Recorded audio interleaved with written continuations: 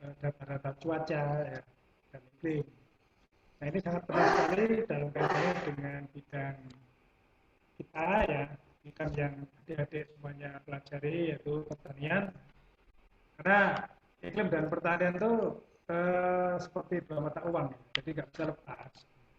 Jadi pertanian sangat tergantung pada iklim dan pertanian juga kan bisa memengaruhi iklim, cuaca dan iklim. Jadi ini sangat penting sekali artinya ya. Oleh karena itu praktikum ini mudah-mudahan nanti adik-adik semuanya bisa mendengarkan, menyimak dengan sebaik-baiknya ya, apa yang diuraikan atau dijelaskan oleh Bapak Aryo ya selaku ahli bidang apa namanya iklim ya, dari pihak BMKG dan ini sangat penting sekali ya karena kalau dalam kuliah itu biasanya kan normatif tapi di dalam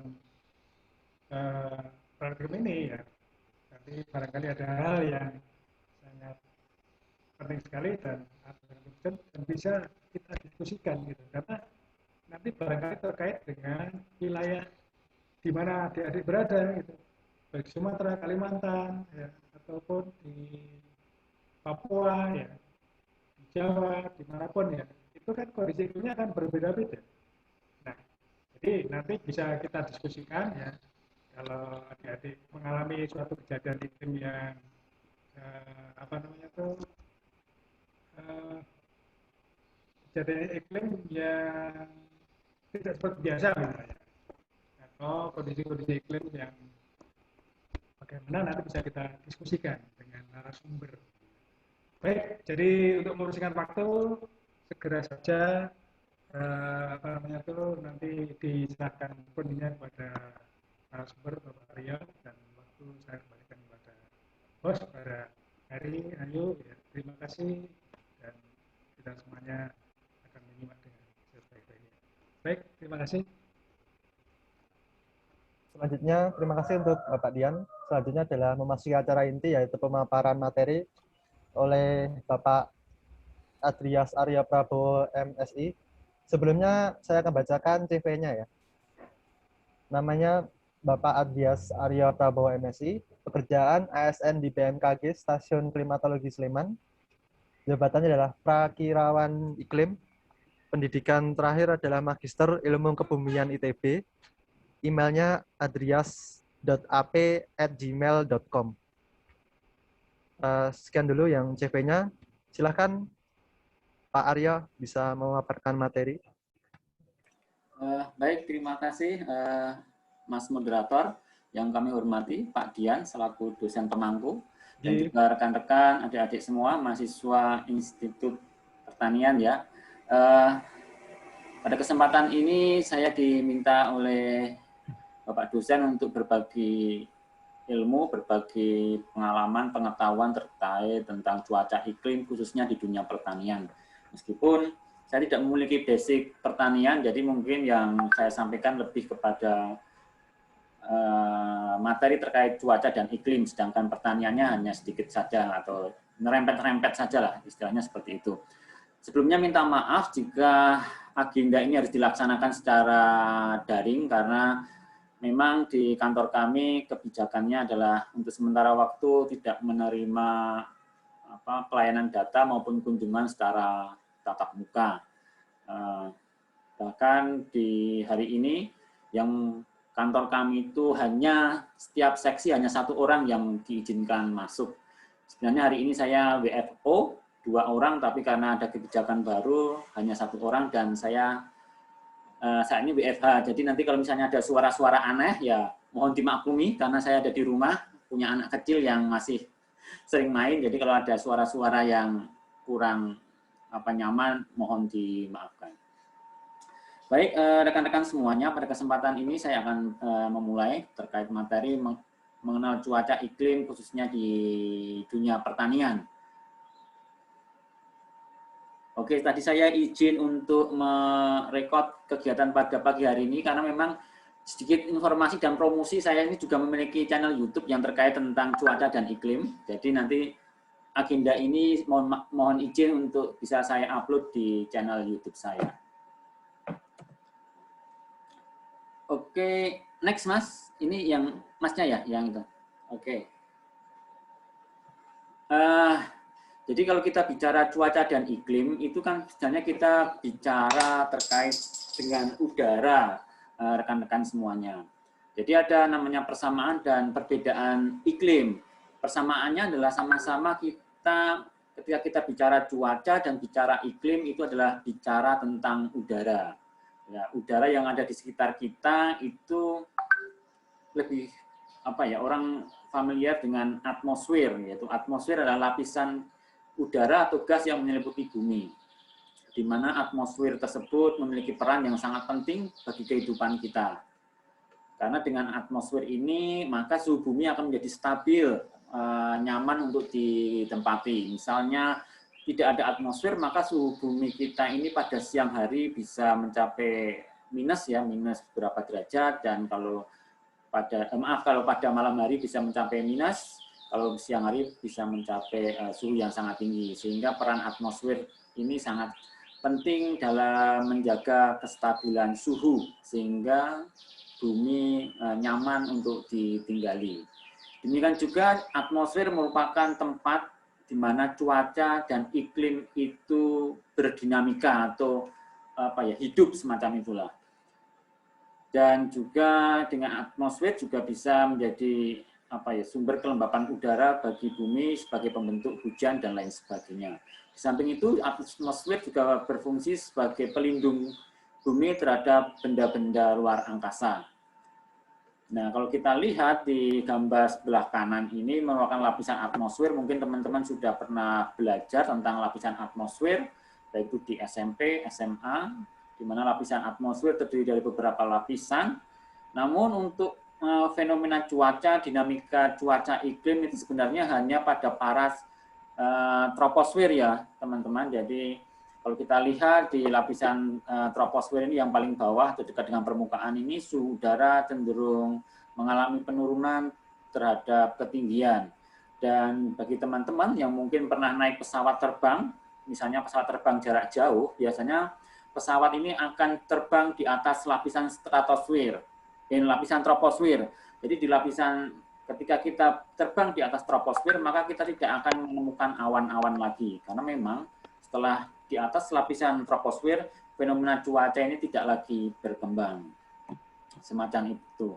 Dan lapisan atmosfer tersebut terdiri dari beberapa komponen ya, beberapa gas yang menyelimutinya, terdiri dari hidrogen, oksigen, dan lain sebagainya. Yang saya merah ini adalah karbon dioksida, itu merupakan salah satu gas yang sebenarnya penting dalam membentuk atmosfer, yaitu sebagai gas rumah kaca. Tapi tentunya dalam porsi yang tertentu ya, kalau misalnya karbon dioksidanya terlalu tinggi, tentunya akan berdampak pada pemanasan global atau global warming, dan juga pada akhirnya akan berdampak kepada pemanasan perubahan iklim semacam itu. Dan dari waktu ke waktu memang karbon dioksida semakin meningkat akibat adanya aktivitas manusia, baik itu kendaraan bermotor, kemudian asap kendaraan, kemudian selain gas karbon dioksida ada juga ada metan yang disebabkan oleh pembusukan bahan-bahan organik. Beberapa waktu yang lalu saya membaca bahwa bongkahan es di kutub mengalami pencairan atau mulai terpisah dari kumpulan besarnya, itu tentunya akan berdampak pada meningkatnya sea level rise atau permukaan air laut. Namun di samping itu sebenarnya yang perlu ditakutkan ketika gletser itu mencair, itu adalah terlepasnya gas metan. Jadi ketika pencairan es atau gletser di kutub utara atau kutub selatan itu mencair, tidak hanya berpengaruh terhadap semakin meningkatnya permukaan air laut, tapi yang menjadi perhatian atau hal yang cukup memprihatinkan atau perlu menjadi perhatian adalah semakin banyaknya gas metan yang akan terlepas, dan akibatnya akan semakin meningkatkan percepatan adanya pemanasan global. Nah, itu sedikit terkait dengan atmosfer ya, rekan-rekan, sebagai pengantar saja, karena ketika kita bicara cuaca dan iklim, kita tidak bisa lepas bicara tentang atmosfer. Dan mungkin Anda sudah tahu, rekan-rekan sudah tahu apa sih itu cuaca. Ya, secara singkatnya adalah cuaca adalah kondisi atmosfer atau udara dalam jangka waktu yang pendek, bisa jam, hari, mingguan. Dan biasanya ruang lingkupnya atau perwilayahannya relatif sempit. Mungkin Anda pernah merasakan di suatu tempat hujan, kemudian pakai mantel atau pakai mantel 200 meter dari situ sudah tidak terjadi hujan. Nah, itu adalah dinamika cuaca, adik-adik. Jadi dinamika cuaca atau cuaca itu bicaranya dalam rentang yang pendek dan juga dalam luasan yang relatif sempit. Next. Next, Mas. Nah, atau delay ya. Atau mohon maaf, saya share screen aja gimana, Mas? Biar saya agak... Iya, Pak. Saya bingung pasannya. Ya, saya screen aja ya. Bentar. Mohon izin ya. Iya. Oke, mohon izin share screen.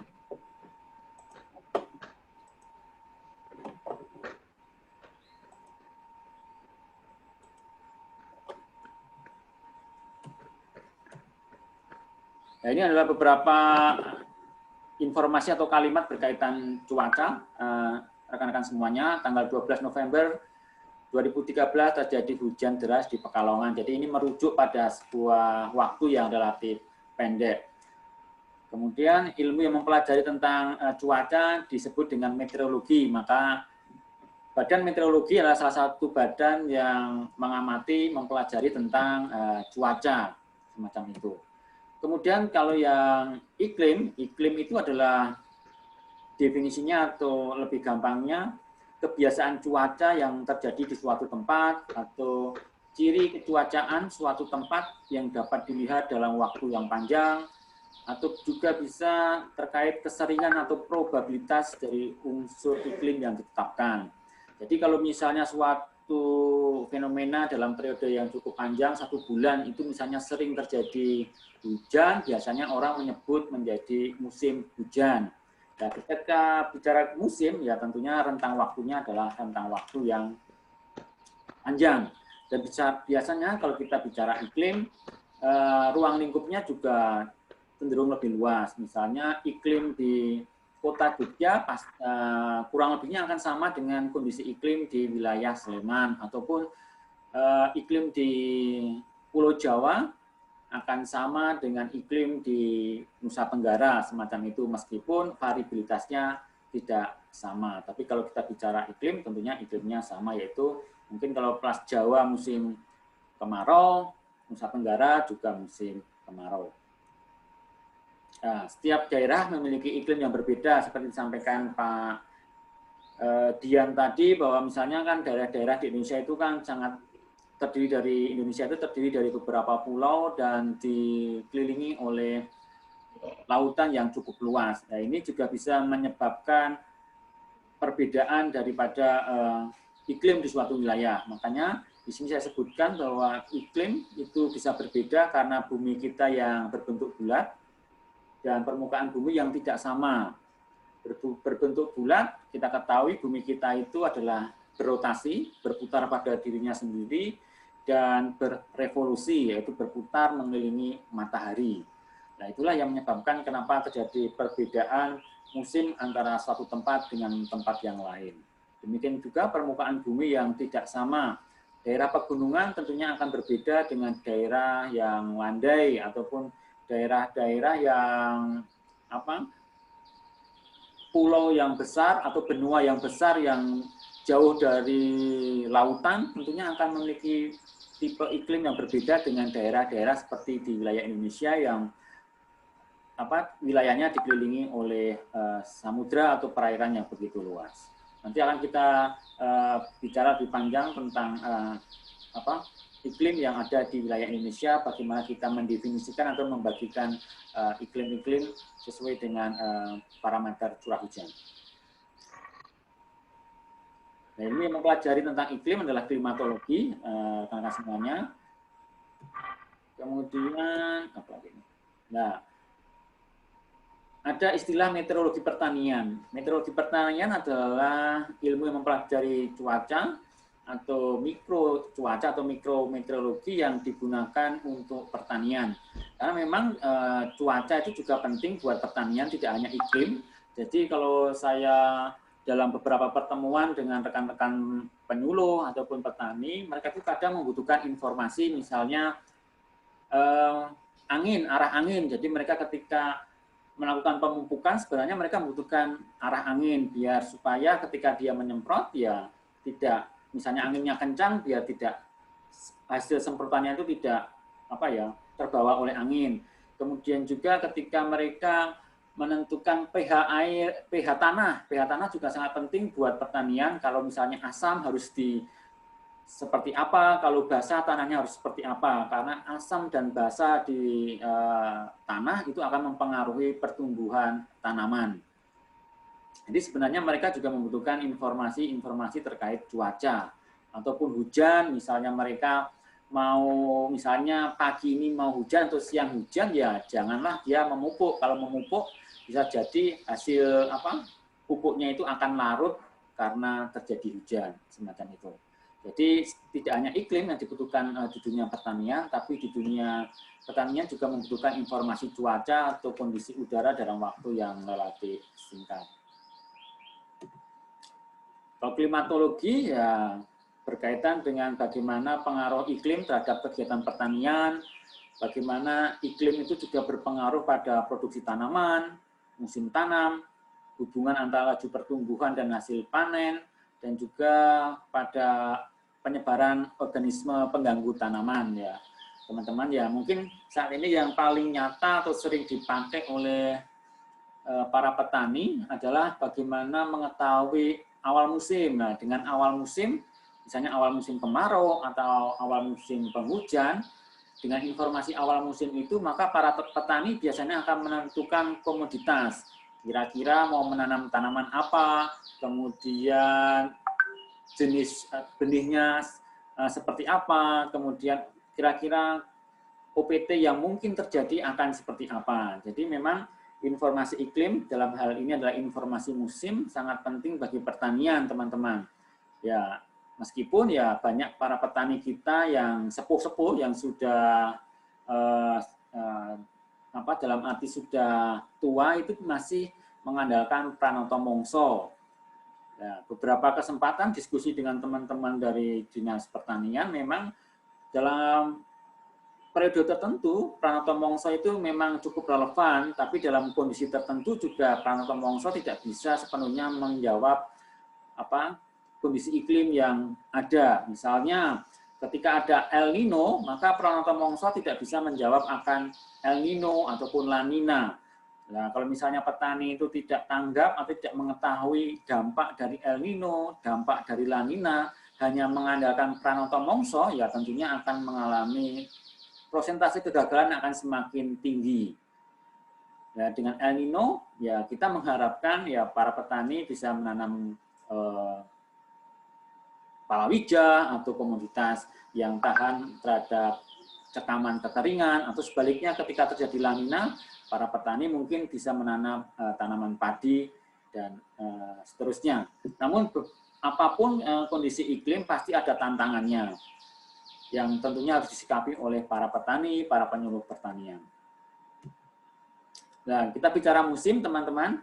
Jadi musim secara umum pengertian adalah periode waktu yang mengandung fenomena mencolok. Jadi misalnya dalam periode yang panjang, misalnya 3 bulan, 4 bulan, itu sering terjadi hujan, maka biasanya kita kenal sebagai musim hujan. Atau tidak terjadi hujan, ya musim kemarau.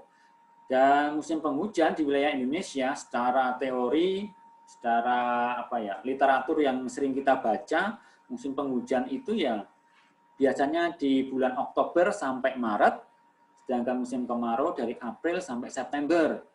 Ataupun kalau musim penghujan itu di Pulau Jawa identik dengan angin baratan, kalau musim kemarau identik dengan angin timuran, teman-teman. Itu adalah banyak definisi ataupun ciri daripada musim di wilayah Indonesia yang sering kita baca di buku-buku pelajaran ya, meskipun pada kenyataannya tidaklah demikian. Jadi belum tentu musim penghujan itu pasti jatuh di bulan Oktober sampai Maret.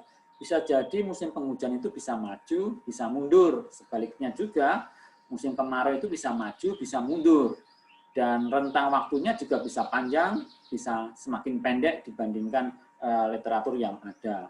Karena memang kondisi iklim di wilayah kita, di wilayah tropis ini sangatlah kompleks. Banyak sekali faktor-faktor yang mempengaruhi kondisi iklim. Seperti saya sebutkan tadi, ada El Nino, ada La Nina, kemudian ada dipole mode, kemudian juga ada fenomena-fenomena yang mengganggu, yang dalam skala cuaca kayak kemarin di bulan Juni kemarin yang harusnya kita musim kemarau malah justru beberapa hari terjadi hujan yang cukup deras. Nah, itu bagi mungkin boleh dikatakan itu adalah bagian daripada anomali iklim ya teman-teman, yang harusnya tidak terjadi hujan malah justru banyak hujan. Nah, semacam itulah yang sebenarnya Pranoto Mongso yang tidak bisa membaca fenomena-fenomena seperti itu, fenomena-fenomena yang di luar kebiasaan. Oleh sebab itu ya memang peran BMKG dalam dunia pertanian ya boleh dikatakan cukup penting, karena memang BMKG itu kan kerjaannya mengamati cuaca, mengamati iklim, dan semua fenomena-fenomena seperti El Nino, dipole mode, kemudian ada siklon tropis, ada NGO, kemudian suhu muka air laut, itu semuanya bisa diamati, bisa dipelajari, dan bisa diprediksi. Jadi ya itu tadi, musim itu tidak selalu sama dari tahun ke tahun, bisa maju, bisa mundur, kemudian durasinya juga bisa panjang, bisa pendek, karena itu sangat dipengaruhi oleh banyak fenomena yang terjadi, baik itu yang terjadi di wilayah Indonesia maupun yang terjadi jauh di wilayah Indonesia. Seperti El Nino itu kejadiannya di Samudra Pasifik sana, adik-adik jauh, tapi pengaruhnya sampai ke wilayah Indonesia. Ataupun di dipole mode, terjadinya di Samudra Hindia, tapi pengaruhnya di wilayah Indonesia. Semacam itu adik-adik. Selanjutnya lah, kalau sebenarnya BMKG ini memiliki definisi terkait musim adik-adik. Jadi sebenarnya definisi musim yang di atas ini bukanlah definisi musim dari BMKG. Ini adalah definisi musim oleh mungkin para masyarakat awam atau masyarakat umum ya. Kalau dalam periode waktu tertentu banyak hujan, disebut musim hujan. Kalau tidak hanya hujan, berarti musim kemarau. Namun sebenarnya BMKG ini memiliki definisi tersendiri terkait musim. Dan itu belum banyak orang mengetahui, teman-teman, karena memang ya definisi ini belum banyak ditulis di buku-buku pelajaran ya. Ya semoga dengan kegiatan hari ini teman-teman adik-adik bisa mengetahui definisi musim kemarau, musim penghujan itu seperti ini. Jadi musim kemarau atau awal musim kemarau adalah jika di dalam satu dasarian atau dalam 10 hari itu curah hujannya kurang dari 50 mm dan diikuti 2 dasarian berikutnya. Sedangkan musim penghujan itu adalah jika curah hujan dalam 1 dasarian atau dalam 10 hari itu jumlahnya 50 mm atau lebih dan diikuti 2 dasarian berikutnya. Jadi itu definisi dari awal musim penghujan ataupun awal musim kemarau, yaitu didasarkan pada jumlah curah hujan dalam 1 dasarian dan threshold-nya adalah 50 mm. Nah ini contohnya dari BMKG itu dalam mengamati curah hujan, itu kalau di kantor BMKG itu tiap 3 jam sekali teman-teman. Jadi di kantor BMKG itu pengamatan curah hujan dilaksanakan 3 jam sekali. Tapi di beberapa tempat pengamatan atau pos kerjasama, misalnya yang kita titipkan atau kita tempatkan di Dinas Pertanian atau di kantor penyuluhan pertanian, pengamatannya setiap hari. Jadi setiap hari mereka mengamati curah hujan. Nah, untuk menentukan awal musim kemarau, musim penghujan, ya kita mendasarkan pada jumlah curah hujan dalam 10 hari. Misalnya dalam contoh di sini, misalnya yang Nah, misalnya saya mulai dari sini. Jadi di sini curah hujannya adalah atau dari sinilah. Ini dari bulan Maret Dasarian 3 ini. Ini curah hujannya masih 50 mm, 50, 50, 50, di atas 50, berarti ini masih dalam rentang musim penghujan. Tiba-tiba di sini curah hujannya di bawah 50. Tapi di dasaran berikutnya, curah hujannya kembali naik menjadi 50. Jadi ini belum bisa dikatakan musim kemarau, meskipun curah hujannya di bawah 50. Karena di dua dasaran berikutnya curah hujannya masih 50 mm, jadi belum bisa dikatakan musim kemarau. Nah, baru di Juni dasaran 1 curah hujannya mulai minus di bawah 50, di bawah 50, di bawah 50. Nah, ini sudah dikatakan kita sudah memasuki musim kemarau.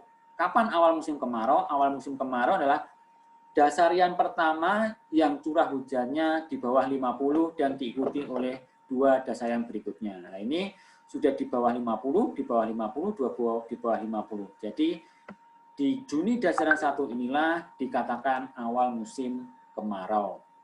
Selanjutnya, kalau kita terus, nah di sini masih di bawah 50, kemudian di sini naik menjadi 50, 50 dan 50. Nah, di sini kita bisa mengatakan bahwa awal musim penghujan itu jatuh di Oktober dasarian 3. Jadi demikian adik-adik dalam menentukan awal musim kemarau atau musim penghujan di wilayah Indonesia itu berdasarkan pada data dasarian dan batasnya adalah data curah hujan 50 mm. Meskipun sebenarnya dalam kondisi real itu tidak seideal seperti ini adik-adik ya. Terkadang 50 kurang 50 nanti naik 50 di bawah lagi kurang 50 seperti itu. Itu dah memang kondisi kondisi pada kenyataannya memang tidak seideal yang definisi BMKG. Nah, biasanya kalau tidak ideal itu biasanya menggunakan normalnya semacam itu. Nah, kita akan memasuki pada sistem iklim adik-adik. Jadi sistem iklim itu merupakan sistem yang membentuk iklim dan terjadi proses yang mempengaruhi komponen-komponen pembentuknya.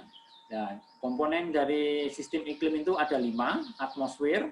Atmosfer itu adalah lapisan udara, hidrosfer itu adalah air, kriosfer itu adalah es, kemudian pedosfer atau litosfer itu adalah daratan, bebatuan, dan biosfer itu adalah lingkungan hidup adik-adik, termasuk manusia. Jadi komponen ini saling berinteraksi sehingga membentuk sebuah sistem iklim. Ya, kalau di kita yang cukup di wilayah Indonesia, yang komponen yang cukup berperan ya atmosfer, hidrosfer, kemudian litosfer dan biosfer adik-adik semuanya.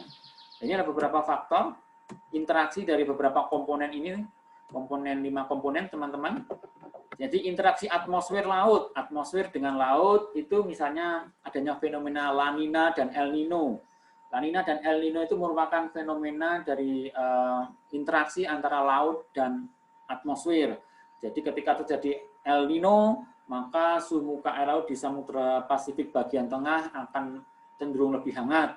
Lebih hangat, tentunya tekanan udaranya akan semakin rendah, sehingga massa udara dari wilayah Indonesia bagian ekuator akan masuk ke Samudra Pasifik, sehingga berdampak pada turunnya curah hujan di wilayah kita. Sebaliknya dengan La Nina. Kemudian interaksi atmosfer dengan daratan itu bisa kita lihat dari fenomena monsun.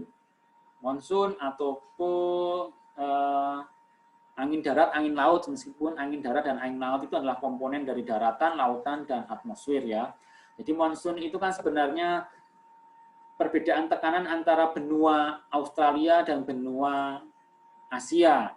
Ya, ketika terjadi perbedaan antara kedua daratan, dua benua tersebut tentunya akan berpengaruh terhadap atmosfer. Kemudian juga aktivitas matahari juga berpengaruh terhadap kondisi iklim. Terlebih juga aktivitas manusia, ya semakin meningkatnya aktivitas manusia baik itu dalam mobilitas, kemana-kemana naik motor, naik mobil, kemudian industrialisasi atau banyaknya pembangunan pabrik-pabrik, yaitu akan menyebabkan pemanasan global menyebabkan adanya perubahan iklim, sehingga dengan adanya aktivitas manusia juga menjadi faktor penting dalam mempengaruhi kondisi iklim di dunia. Dan ini adalah beberapa unsur cuaca iklim yang kami amati di BMKG, atau ini adalah unsur cuaca utama, boleh dikenal seperti itu, rekan-rekan semuanya. Meskipun di BMKG tidak cuma 8 unsur cuaca ini yang diamati ya, masih banyak unsur cuaca yang diamati di kantor BMKG. Salah satunya adalah unsur kualitas air, kualitas udara, itu juga kita amati. Oke, kita akan bahas satu persatu unsur cuaca ini, alatnya seperti apa dan apa pengaruhnya di dunia pertanian. Nah ini, jadi BMKG, sebelum saya lanjut ke slide berikutnya, saya ingin menerangkan ini. Jadi alat-alat BMKG itu ditempatkan di namanya taman alat, adik-adik semuanya. Jadi sebenarnya kalau adik-adik berkunjung ke kantor kami, biasanya kita ajak berkunjung ke taman alat. Taman alat ini adalah tempat di mana alat-alat pengukur cuaca iklim ditempatkan. Dan semua kantor BMKG pasti memiliki kantor atau memiliki taman alat ini, teman-teman. Ini ada spesifikasinya, ada prosedur dalam luasannya, bagaimana menghadapnya, itu sudah ada aturan-aturannya atau aturan standarnya. Jadi tidak sembarangan kita menaruh alat atau tidak sembarang kita membuat taman alat. Semua ada aturan-aturannya. Yang pertama radiasi matahari ya, adik-adik semua, rekan-rekan semuanya. Jadi radiasi merupakan bentuk energi yang dipancarkan oleh setiap benda yang mempunyai suhu di atas 0 mutlak. Itu jadi semua benda yang memancarkan radiasi atau energi itu adalah benda yang berradiasi atau memancarkan radiasi. Nah, radiasi yang diterima oleh bumi itu hanya sekitar 75%, sedangkan yang 25% itu dipantulkan, diserap, dan dihamburkan di gas-gas yang ada di atmosfer bumi. Ini adalah beberapa faktor atau komponen yang berpengaruh terhadap total radiasi, yaitu posisi matahari, kemudian panjang hari, kemudian sudut datangnya sinar matahari. Jadi seperti saya sampaikan tadi, adik-adik semuanya, bahwa bumi kita itu sebenarnya berputar mengelilingi matahari, sehingga dikenal ada istilah gerak semu matahari. Jadi gerak semu matahari itu seolah-olah yang bergerak adalah mataharinya, meskipun sebenarnya yang bergerak itu adalah buminya. Tapi untuk lebih mempermudah dalam penjelasannya, maka kita mengasumsikan bahwa mataharilah yang bergerak. Nah, sebenarnya dari gerak semu matahari itu sebenarnya kan bumi itu kadang di ekuator, kemudian dia akan bergerak ke belahan bumi utara, kembali ke ekuator, kemudian juga bergerak ke selatan. Nah, kebetulan kalau kita di Jawa, di belahan bumi selatan, maka pas musim penghujan itu justru radiasinya mencapai maksimum, karena memang matahari berada di belahan bumi selatan. Sedangkan kalau pas di ekuator, biasanya dikenal dengan hari tanpa bayangan ya, adik-adik, itu adalah ketika matahari berada di ekuator, maka daerah-daerah yang di sepanjang garis ekuator akan mendapatkan radiasi maksimum. Ini adalah salah satu fluk atau radiasi matahari ya. Ini ada 2 puncak adik-adik, karena memang ini pengamatan yang berada di Koto Tabang. Koto Tabang di Sumatera Barat. Kebetulan Koto Tabang itu sangat dekat dengan garis ekuator, maka puncak radiasinya atau radiasi maksimumnya ada 2 kali, adik-adik, yaitu di sekitar bulan Maret, awal-awal Maret, ini di bulan Maret, karena memang di bulan Maret dan di sini di sekitar bulan September. Ini bersesuaian dengan ini adik-adik, Jadi kutub tabung itu berada di sekitar ekuator, makanya ketika matahari di ekuator, maka radiasinya akan mencapai puncaknya. Dan ini juga membuktikan bahwa elevasi matahari juga berpengaruh terhadap tingkat radiasi yang diterima oleh bumi. Kalau pagi hari radiasinya masih relatif sedikit karena memang elevasinya masih kecil, tapi ketika matahari berada di atas kepala kita atau sekitar jam 12, jam 1, maka radiasi mataharinya mencapai maksimum. Jadi itu beberapa faktor yang mempengaruhi jumlah radiasi yang diterima oleh bumi. Selanjutnya, inilah beberapa manfaat radiasi matahari bagi dunia pertanian. Mungkin adik-adik, ini hanya saya mengambil dari sumbernya ya adik-adik, karena memang saya tidak mendalami ilmu pertanian, saya hanya mengambil dari referensi yang ada.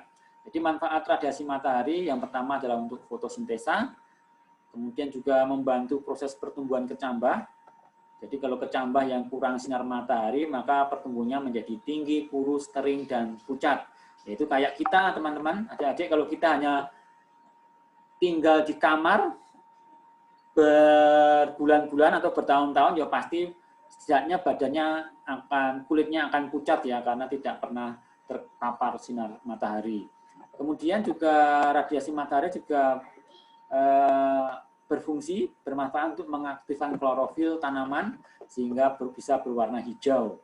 Kalau misalnya tidak terkena radiasi matahari, maka tanaman atau daun itu akan cenderung berwarna pucat. Kemudian juga bisa menjaga temperatur tumbuhan. Jadi temperatur tumbuhan sangat berperan dalam transfer air dari akar ke daun dan juga akan berpengaruh terhadap penguapan atau evapotranspirasi ya. Nah, jika temperaturnya rendah, maka penguapan akan menjadi lambat sehingga tumbuhan akan bisa mati. Selanjutnya juga radiasi matahari juga berguna untuk membantu pertumbuhan bunga dan daun. Di sini disebutkan bahwa radiasi matahari memiliki panjang gelombang yang kaya akan warna. Jadi kalau warna merah akan menyebabkan tumbuhan akan tinggi lebat dan cepat berbunga. Sedangkan warna biru akan menyebabkan tanaman akan berdaun lebat. Nah, ya memang ya teman, rekan-rekan semuanya bahwa dengan matahari memang tumbuhan atau tanaman akan cenderung lebih segar, lebih bisa mengeluarkan warnanya ya warnanya hijau, sehingga yaitu karena memang di dalam radiasi matahari terkandung panjang gelombang yang kaya akan warna. Inilah alat ukurnya adik-adik semuanya, alat untuk mengukur radiasi matahari. Ini adalah yang gambar ini adalah Campbell-Stokes.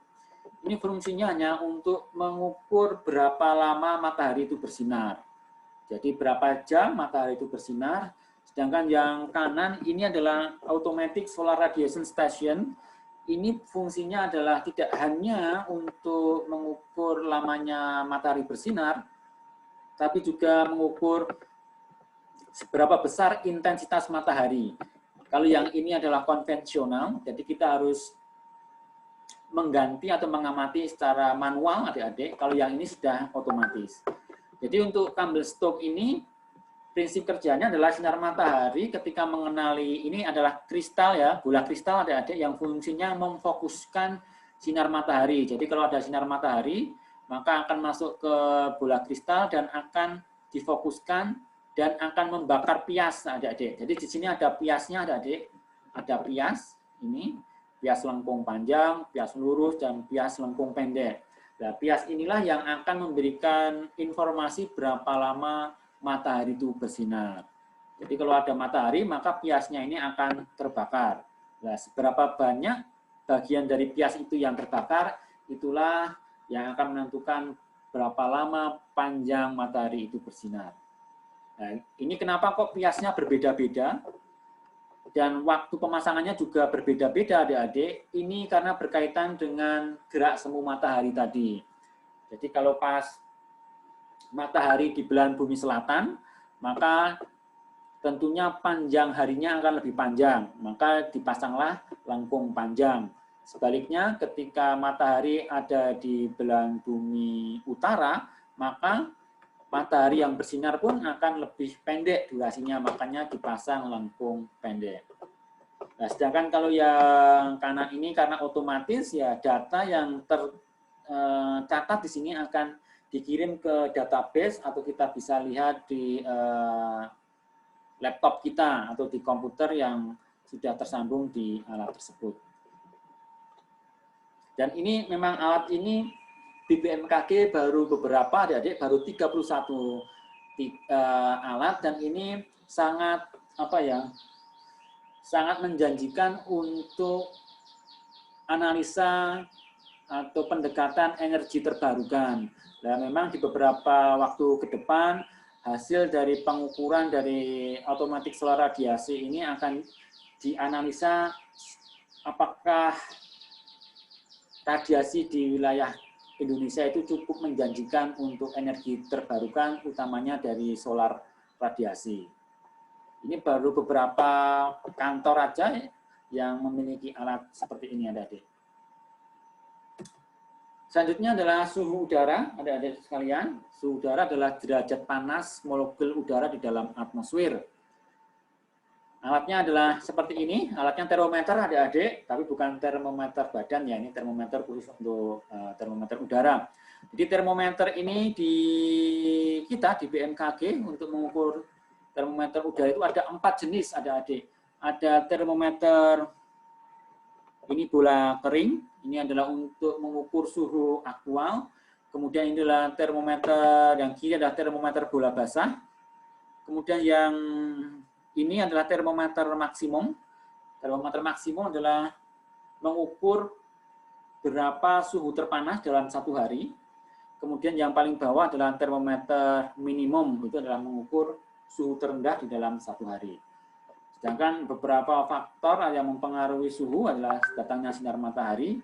Kita bisa lihat kalau pagi hari suhunya masih dingin, kalau siang hari suhunya sudah mulai panas. Itu membuktikan bahwa sudut datangnya matahari akan berpengaruh terhadap suhu udara.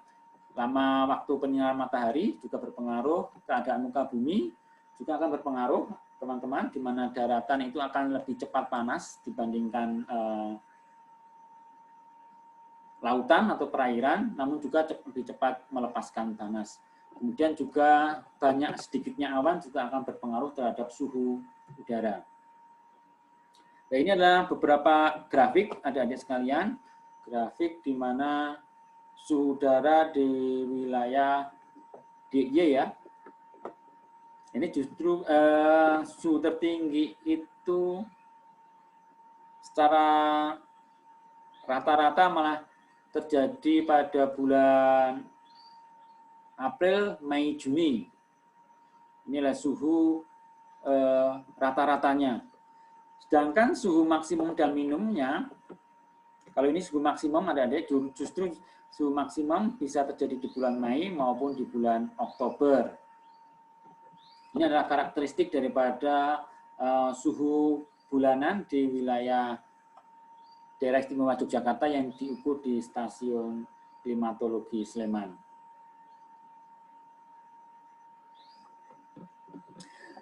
Yang menarik di sini adik-adik ya, adik-adik mungkin sudah mengenal namanya embun upas ya. Embun upas itu adalah embun yang akan mengkristal seperti salju. Yang ada di Dieng, adik-adik, itu justru terjadi pas musim kemarau ya, di bulan Juni, Juli, Agustus ya. Jadi di Indonesia itu justru suhu terendah itu terjadi pas musim kemarau. Ya, karena selain matahari pas musim kemarau itu matahari ada di wilayah utara ekuator Indonesia, maka penyinaran matahari di wilayah selatan atau di sepanjang Pulau Jawa sampai Nusa Tenggara itu cenderung lebih sedikit, sehingga berpengaruh terhadap rendahnya suhu udara di wilayah selatan ekuator. Di samping itu pengaruh awan juga akan berpengaruh terhadap penurunan suhu ya adik. Jadi awan itu bisa berpengaruh, bisa menyebabkan suhu udara menjadi hangat, tapi bisa juga awan itu berfungsi sebagai pendingin ya dari sekalian. Jadi awan itu sebagai atau bisa menghangatkan itu bisa dilihat ketika mau hujan. Biasanya kalau mau hujan itu udaranya menjadi gerah.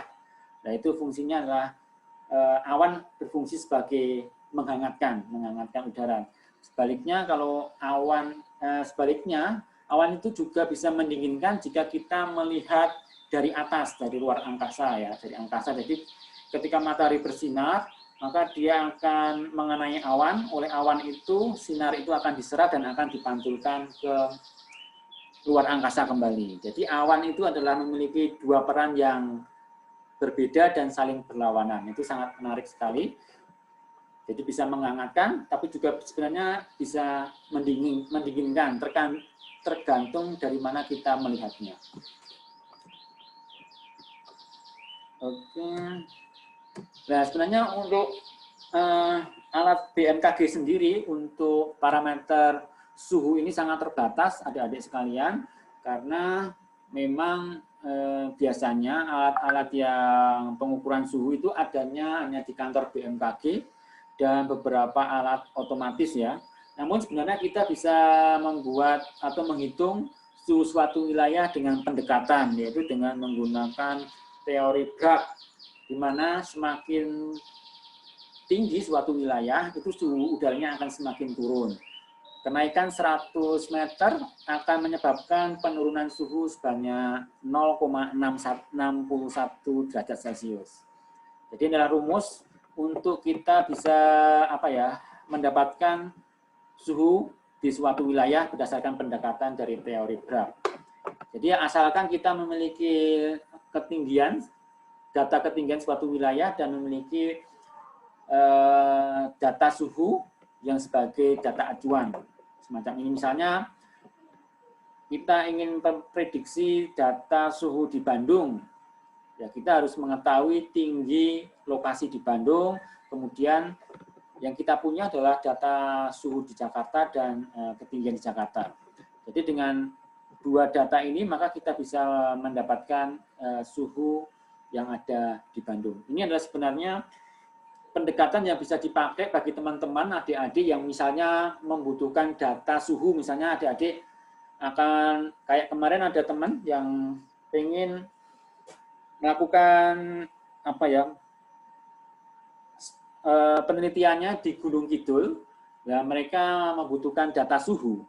Nah, karena di Gunung Kidul tidak ada data suhu, ya mau tidak mau harus melakukan pendekatan dengan teori ini. Karena memang di satu sisi kita memerlukan data suhu, tapi di sisi lain ketersediaan data sangat terbatas, sehingga kita perlu ada sebuah pendekatan-pendekatan agar penelitian kita juga bisa berjalan dan juga data yang kita miliki juga bisa tetap dapat dipertanggungjawabkan dengan segala keterbatasannya. Nah, selain data suhu udara, BMKG juga mengukur suhu tanah, rekan-rekan semuanya. Jadi di BMKG itu ada termometer tanah dari berbagai kedalaman, dari 0, 2 cm, 3 cm, 10, 20, 30, sampai 1 meter sebenarnya. Ada yang tanah gundul dan ada yang tanah berumput.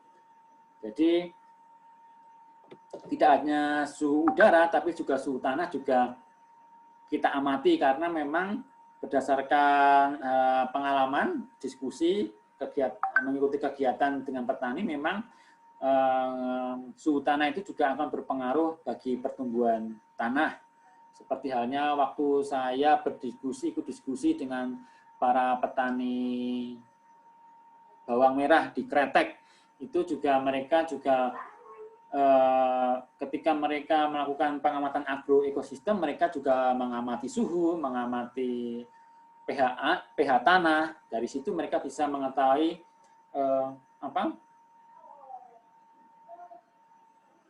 bagaimana pengaruh iklim terhadap pertumbuhan tanaman bawang merah. Meskipun yang lebih tahu adalah teman-teman para penyuluh pertanian, semacam itu.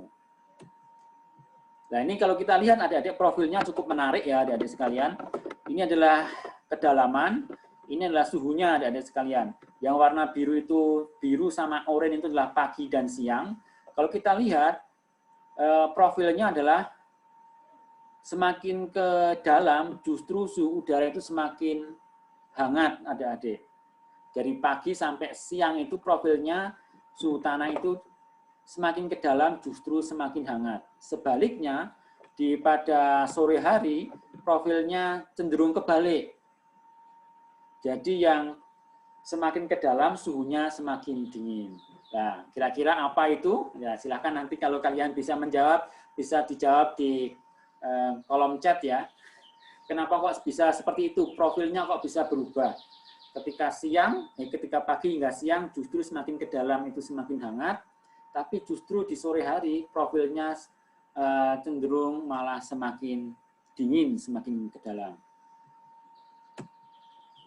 Manfaat suhu udara itu bisa bermanfaat bagi proses pertumbuhan karena masing-masing tanaman ini memiliki suhu optimum dalam pertumbuhannya. Kemudian juga fluktuasi suhu juga akan berpengaruh terhadap aktivitas perakaran di dalam tanah. Jika suhu tanahnya naik, akan berakibat pada kandungan air di dalam tanah, sehingga akan mempengaruhi unsur hara.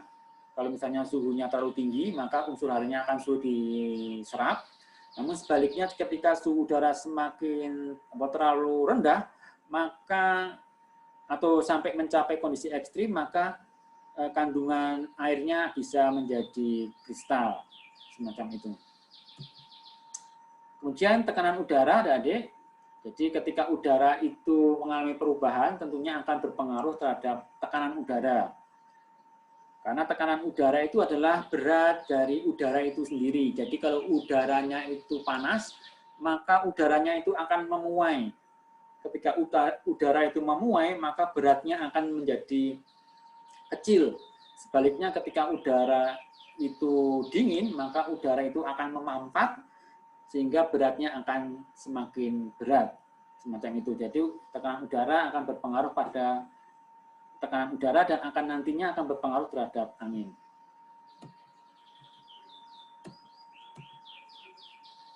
Jadi tekanan udara itu faktor yang mempengaruhi adalah tinggi suatu tempat dan suhu udara. Semacam itu. Ini adalah profil daripada tekanan udara. Rekan-rekan semuanya. Kemudian adalah angin. Kalau tekanan udara tadi tidak ada, saya baca literaturnya, saya belum menemukan secara langsung bagaimana kaitan tekanan udara dengan pertanian ya. Meskipun sebenarnya ya tidak, pengaruhnya tidak secara langsung ya, karena nanti tekanan udara itu akan berpengaruh terhadap angin. Nah, angin itu tentunya juga bisa berpengaruh terhadap pertanian, utamanya misalnya untuk penyebar berpengaruh terhadap fotosintesis ataupun penyerbukan dan lain sebagainya. Nah, kalau angin adalah massa udara yang bergerak dari suatu wilayah dari tekanan tinggi ke tekanan rendah. Atau sebenarnya dari suhu yang dingin ke wilayah yang memiliki suhu yang lebih panas. Arah angin ditentukan di mana ya? Arah angin itu ditentukan dari mana angin itu bertiup, adik-adik. Jadi kalau misalnya angin itu bertiup dari barat ke timur, maka disebut dengan angin baratan. Atau angin yang bertiup dari selatan ke utara, maka disebut angin selatan. Semacam itu. Jadi penamaan angin itu adalah dari mana angin itu bertiup. Misalnya adik pernah mendengar angin daratan. Angin daratan itu adalah angin yang bertiup dari darat menuju ke laut. Atau angin gunung, berarti itu angin yang bergerak dari gunung menuju ke lembah. Jangan kalau angin lembah, yaitu angin yang bergerak dari lembah menuju ke gunung. Jadi jangan salah pemahaman, nanti angin baratan, angin yang bergerak menuju ke barat, lah itu salah ya. Jadi kalau penamaan angin adalah dari mana angin itu bergerak. Nah, ini alat yang dipergunakan untuk mengukur arah kecepatan angin adalah anemometer. Kemudian ini juga ada windsock, adik-adik. Windsock itu ya dipergunakan sebenarnya estimasi ya. Ini hanya kayak kain itu aja.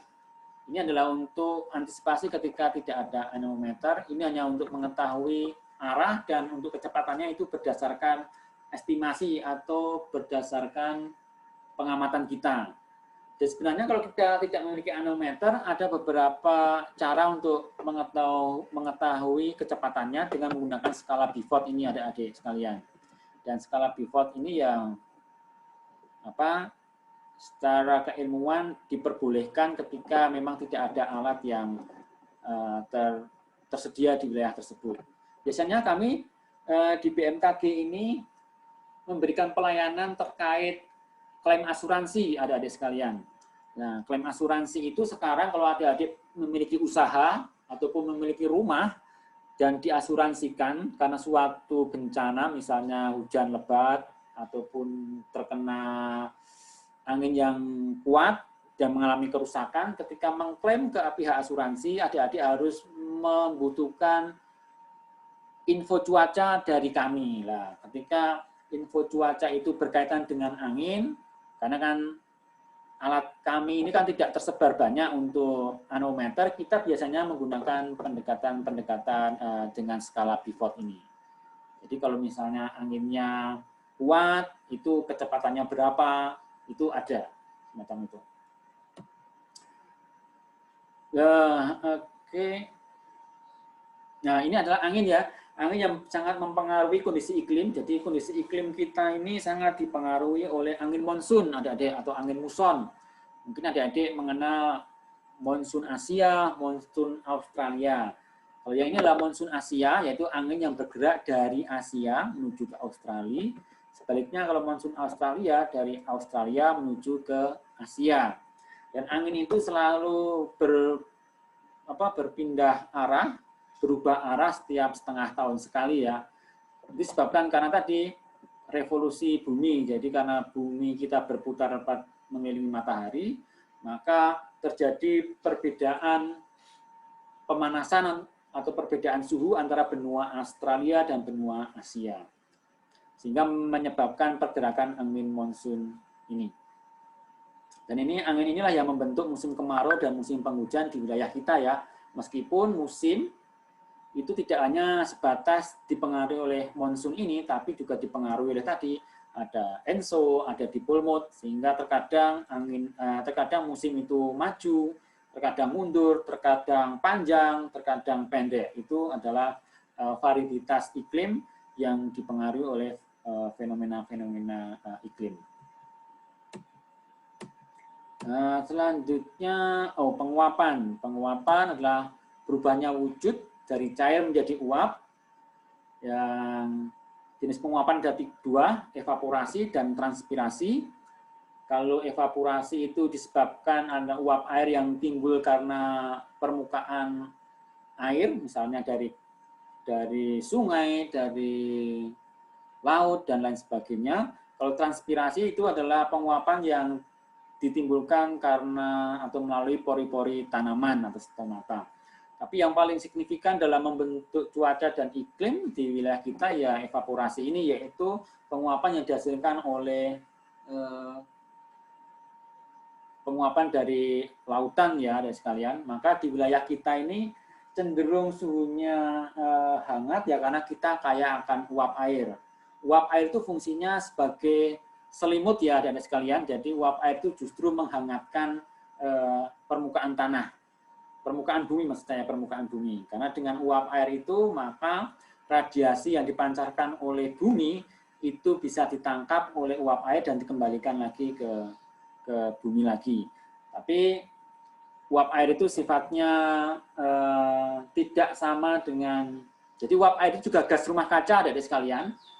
Jadi uap air itu gas rumah kaca, tapi berbeda dengan karbon dioksida yang di awal tadi saya sebutkan sebagai gas rumah kaca. Kalau karbon dioksida itu masa hidupnya itu sampai berpuluh-puluh tahun. Kalau uap air itu masa hidupnya itu hanya beberapa waktu saja. Kalau misalnya uap air itu terbawa angin atau akan jatuh menjadi hujan, ya mereka akan lenyap begitu saja. Faktor yang mempengaruhi penguapan, sinar matahari, suhu udara, maupun suhu air, kemudian kecepatan angin. Nah, ini adalah alat untuk mengukur penguapan, adik-adik sekalian. Alatnya adalah panci penguapan ya. Ini panci penguapan ini terdiri dari beberapa komponen. Inilah panci penguapan. Kemudian komponennya adalah Haugdauck. Haugdauck itu yang kayak pancing ini, adik-adik sekalian, yang kayak pancing ini. Ini fungsinya untuk mengukur berapa ketinggian air. Jadi gini, prinsip pengukuran penguapan adalah membandingkan tinggi air hari sekarang dengan tinggi air hari kemarin. Berapa selisihnya, itulah jumlah penguapan. Beda kasusnya jika terjadi hujan ya, ini kalau misalnya tidak ada hujan, adalah membandingkan tinggi air yang ada di panci ini dengan tinggi air hari kemarin. Nah, itu untuk mengukur tingginya menggunakan Hauge. Kemudian ada Stilwell. Stilwell itu adalah ini. Ini fungsinya untuk apa? Menjaga agar ketika kita mengukur tidak ada gelombang. Jadi ini permukaan airnya menjadi rata. Kemudian ada termometer air. Di sini ada ini termometer, ada sekalian untuk mengukur berapa suhu air. Seperti saya sampaikan tadi bahwa suhu air juga akan berpengaruh terhadap tingkat penguapan. Dan juga ini adalah Cope counter untuk mengetahui berapa kecepatan angin yang bertiup di sekitar panci penguapan ini. Karena suhu dan kecepatan angin tadi juga mempengaruhi besarnya penguapan. Selanjutnya kelembapan. Kelembapan adalah konsentrasi uap air di udara, dan kelembapan yang diamati atau yang diukur di wilayah di BMKG adalah kelembapan relatif, yaitu perbandingan jumlah air di udara dengan uap air yang terkandung di udara pada suhu yang sama. Nah, biasanya untuk mengukur kelembapan ini kita memanfaatkan hasil pengukuran bola kering dan bola basah ya ada sekalian. Kemudian kita cari menggunakan tabel. Kita ukur dulu bola keringnya, temperatur bola kering, kemudian temperatur bola basah berapa, kemudian kita hitung selisihnya, baru kita cari menggunakan tabel. Nah, ini adalah besaran dari kelembapan di suatu periode waktu tertentu. Nah, ini manfaat kelembapan udara, di mana kelembapan udara akan berpengaruh terhadap laju transpirasi. Jika kelembapannya rendah, maka transpirasinya akan meningkat, kemudian penyerapan air dan zat-zat mineral juga akan meningkat, sehingga akan menimbulkan atau meningkatkan ketersediaan nutrisi untuk pertumbuhan tanaman.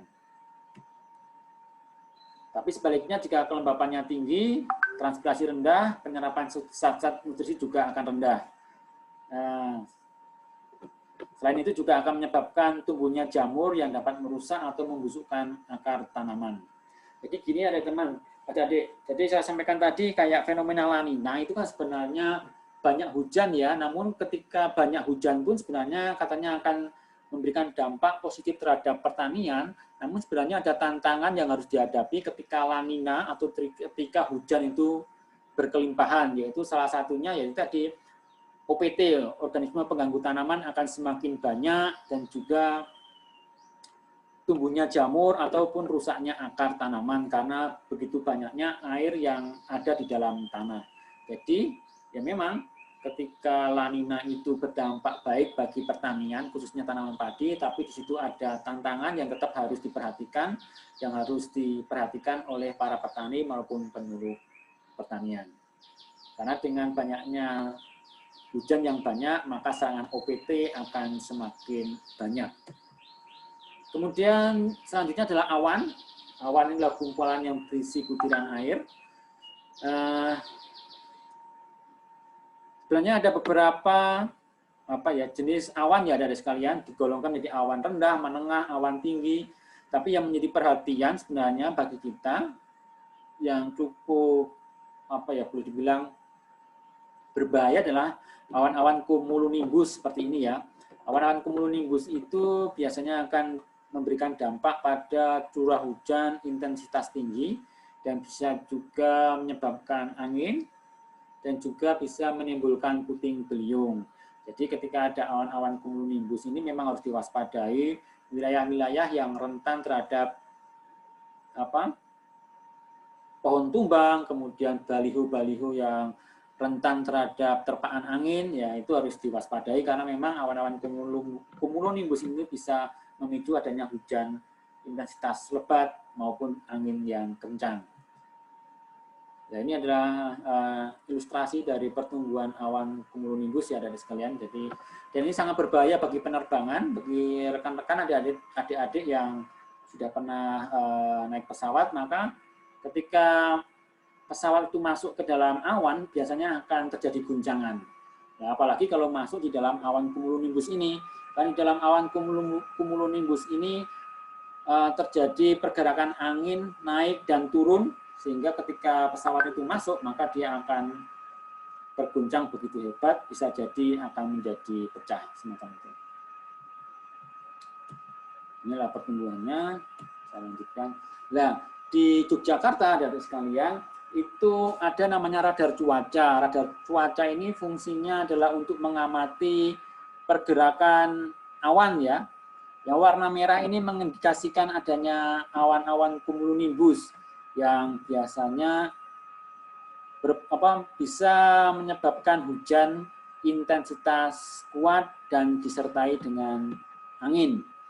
Namun kita BMKG belum bisa memprediksi adanya puting beliung adik-adik. Jadi kalau misalnya adik-adik dapat informasi akan terjadi puting beliung di suatu wilayah, nah itu pasti berita hoax atau berita bohong, karena sampai saat ini puting beliung belum bisa diprediksi. Namun dengan adanya radar cuaca ini, jika ada warna merah-merah ini berarti ada potensi hujan lebat disertai angin. Dan biasanya yang kalau berwarna sampai berwarna ungu seperti ini bisa juga berpeluang adanya hujan es adik-adik. Jadi di beberapa bulan Februari atau Maret itu di wilayah Jogja dalam 1 bulan terjadi hujan es banyak 4 kali ya, itu sungguh luar biasa. Baru kali ini saya menemui dalam 1 bulan di wilayah Jogja dihantam hujan es ya. Itu disebabkan oleh angin-angin, disebabkan oleh awan-awan cumulonimbus ini adik-adik sekalian.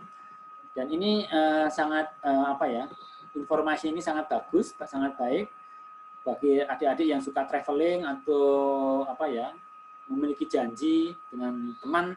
Kalau misalnya mau pergi ke suatu wilayah bisa melihat informasi ini ya. Dan ini sudah didiseminasikan secara online melalui web aplikasi Sipora.Staklim Yogyakarta. Nah, dari aplikasi itu adik-adik bisa melihat secara real time bagaimana kondisi hujan atau kondisi awan di wilayah Yogyakarta dan sekitarnya. Ini kantor kami di Jalan Kabupaten, adik-adik. Nah, nanti suatu saat kalau adik-adik berkenan atau ada waktu, kondisi sudah memungkinkan, silakan berkunjung ke kantor kami. Dan terakhir adalah curah hujan, adik-adik sekalian. Jadi curah hujan itu adalah jumlah air yang jatuh di permukaan tanah dalam waktu tertentu dan diukur ketinggiannya. Jadi yang diukur itu bukan volumenya, tapi ketinggiannya adik-adik sekalian. Jadi kalau misalnya adik-adik mengukur curah hujannya 1 mm, itu artinya dalam luasan 1 meter persegi pada tempat yang datar, tertampung air setinggi 1 mm atau 1 liter. Jadi kalau misalnya adik-adik mendapatkan, misalnya nanti ada adik-adik penelitian dan minta data tentang curah hujan, misalnya curah hujannya 10 mm, itu artinya dalam luasan 1 meter persegi yang datar, dalam bidang yang datar, itu tertampung air sebanyak 10 liter, misalnya dalam 1 hari atau dalam 1 bulan, tergantung data curah hujannya. Jadi ya itu nanti bisa adik-adik bisa menganalisa kira-kira kalau misalnya curah hujannya atau air yang tertampung itu 10 liter, kira-kira buat tanaman ini baik atau tidak, nah itu yang mengetahui adalah adik-adik sekalian yang memahami atau mempelajari tentang pertanian. Ini adalah kriteria hujan adik-adik sekalian. Jadi adik-adik kalau misalnya mendengar BMKG menyatakan bahwa kemarin terjadi hujan ekstrim atau hujan sangat lebat, yaitu jika curah hujan itu 100 mm dalam 1 hari. Jadi kalau suatu tempat terjadi hujan lebih dari 100 mm, maka dikatakan sangat lebat, semacam itu. Nah, ini adalah tipe hujan. Seperti Pak Dian katakan bahwa iklim kita, musim kita itu berbeda antara satu wilayah dengan wilayah lain. Demikian juga tipe hujannya. Jadi di wilayah Indonesia itu terbagi menjadi 3 tipe hujan, yaitu monsunal, itu yang warna kuning, kemudian tipe ekuatorial, itu yang berwarna hijau, dan tipe lokal, itu yang berwarna merah dan berwarna orange ini. Kenapa berbeda? Karena memang berbeda lokasi dan juga berbeda faktor yang mempengaruhi ya. Jadi mengapa kok tipe hujan di wilayah Indonesia itu berbeda-beda, karena ya masing-masing daerah memiliki respon yang berbeda-beda terhadap fenomena yang terjadi. Misalnya monsun, meskipun terjadi angin monsun ternyata ya misalnya ada monsun Australia yang sifatnya kering, namun di wilayah-wilayah yang warna hijau itu tetap banyak hujan, karena memang monsun tidak memberikan dampak yang signifikan terhadap wilayah-wilayah yang berwarna hijau ini. Yang warna-warna hijau ini lebih banyak dipengaruhi oleh pergerakan semu matahari. Ini kan rata-rata berada di ekuator, maka ketika matahari itu berada di ekuator, maka atau wilayah ekuator itu akan sepanjang tahun akan menerima radiasi matahari yang cukup dibandingkan dengan wilayah-wilayah yang ada di selatan ini. Sebaliknya juga yang lokal-lokal ini juga lebih dipengaruhi oleh kondisi lokal di wilayah ini. Jadi mereka lebih dominan lah faktor lokalnya sehingga terbentuklah tipe hujan lokal. Jadi jangan heran adik-adik sekalian, di musim kemarau kita kekeringan atau kekurangan air, tapi di Kepulauan Ambon malah terjadi banjir. Ya itu jangan heran ya, karena memang tipe hujannya berbeda. Jadi ketika kita musim kemarau, justru mereka musim penghujan. Sebaliknya kalau kita musim penghujan, mereka musim kemarau, semacam itu. Ini adalah alat ukur hujan ya. Yang pertama adalah penakar hujan observatorium, itu yang konvensional, adik-adik sekalian. Semacam ini ada ukuran-ukurannya, penampangnya berapa, kemudian harus dipasang berapa sentimeter dari permukaan tanah, ini sudah ada spesifikasinya. Jadi intinya ketika terjadi hujan ini akan masuk ke dalam penakar ini, kemudian tertampung di sini, dan nanti setiap 3 jam, kalau di kantor BMKG itu akan diukur dengan gelas ukur, ataupun kalau misalnya di kantor-kantor pertanian diukur setiap hari. Ini dibuka lewat kran, kemudian air akan tertampung di sini dan akan kita hitung berapa ketinggiannya. Nah, itulah jumlah curah hujannya. Ini adalah penakar hujan Hillman, adik-adik sekalian. Kalau ini adalah semi otomatis. Jadi prinsipnya adalah ketika terjadi hujan, maka hujan ini akan masuk ke sini, kemudian dia akan memompa pena ini ya, pena ini akan bergerak ke atas, dan ini adalah penanya ini atau piasnya ini akan bergerak ya, bergerak selama 24 jam. Selama pergerakan ini kalau misalnya ada hujan, maka penanya ini akan bergerak ke atas. Nah, kalau Hillman ini kita bisa mengetahui intensitas hujannya setiap waktu ya, karena memang pengamatannya setiap detik teramati melalui goresan pena ini. Nah, ini ada sekalian manfaat dari air hujan selain ya memang penting untuk pertumbuhan tanaman ataupun untuk masa awal tanam. Misalnya tanaman padi itu kan di awal-awal tanamnya harus membutuhkan air yang cukup banyak. Namun selain itu adalah curah hujan juga dapat digunakan untuk pengklasifikasian iklim ya. Jadi klasifikasi iklim adalah usaha untuk mengidentifikasi atau mencirikan perbedaan iklim yang terdapat di bumi.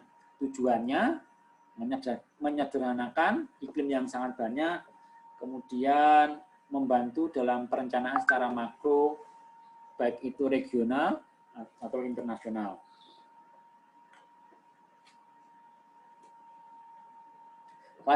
Klasifikasi iklim di Indonesia ini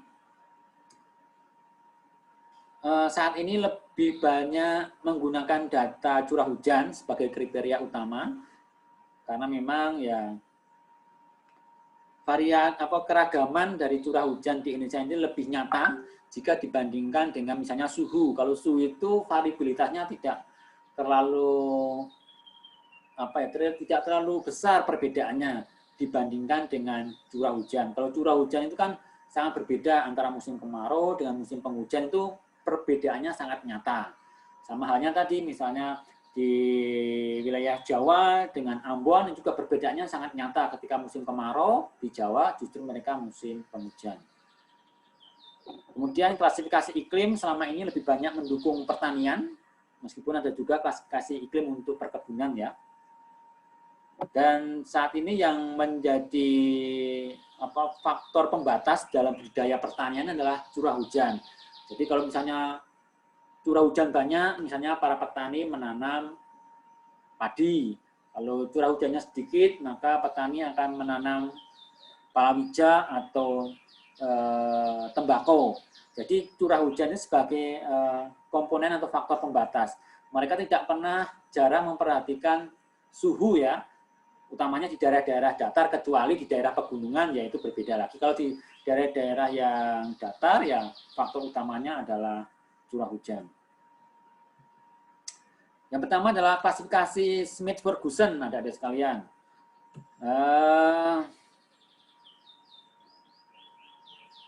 Ini Smith-Ferguson ini biasanya untuk perkebunan ya. Jadi dia dalam mengklasifikasikan iklim Smith-Ferguson ini kita harus menentukan dulu bulan basah, bulan lembab, dan bulan kering. Berdasarkan klasifikasi Smith-Ferguson ini, bulan basah itu jika curah hujannya 100 mm per bulan.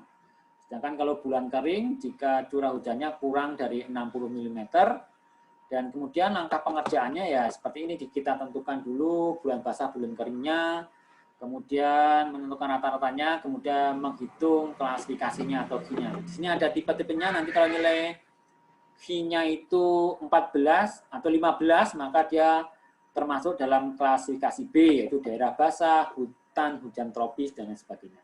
Sebagai contoh seperti ini, jadi untuk menentukan tipe hujan Smith-Ferguson, kita tentukan dulu bulan basah, bulan keringnya, dengan tadi kriteria kalau bulan basah itu 100 mm per bulan, kalau bulan keringnya di bawah 60 ya. Kita lihat kalau bulan basahnya dari sini kita bisa lihat 1, 2, 3, 4, 5, dari 1, 2, 3, 4, 5, 6 ya, ada 6, dan sisanya adalah bulan kering. Berarti bulan lembabnya 1. Jadi dihitung setiap tahun, kemudian kita rata-rata, kemudian kita masukkan dalam persamaan atau rumusnya, akan ketemu nilai Q-nya. Jadi nilainya 39. 39 berarti dimasuk di kriteria C, yaitu daerah agak basah, hutan rimba, dan gugur, dan seterusnya. Sebenarnya yang selanjutnya adalah klasifikasi iklim Oldman. Kalau Oldman sama halnya dengan Smith-Ferguson, jadi kita mendasarkan pada bulan basah, bulan kering. Tapi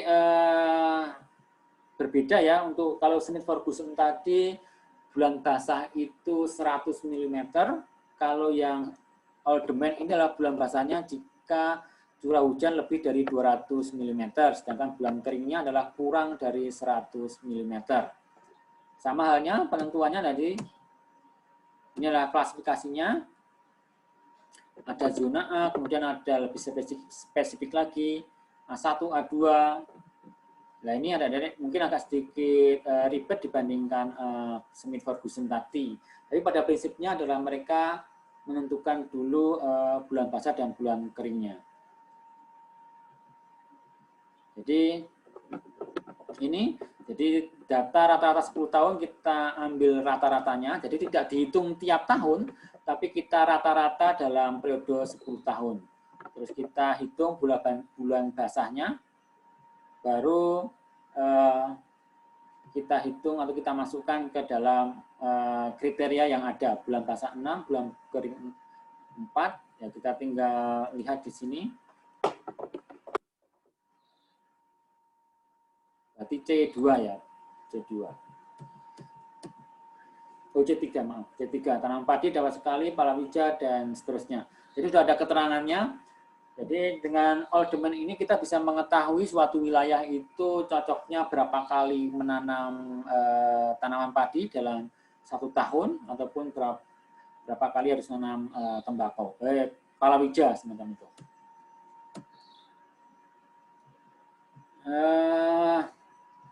Mungkin ini adalah yang informasi kami, adik-adik sekalian. Jadi mungkin adik-adik ya mungkin baru semester berapa ya belum membutuhkan data iklim.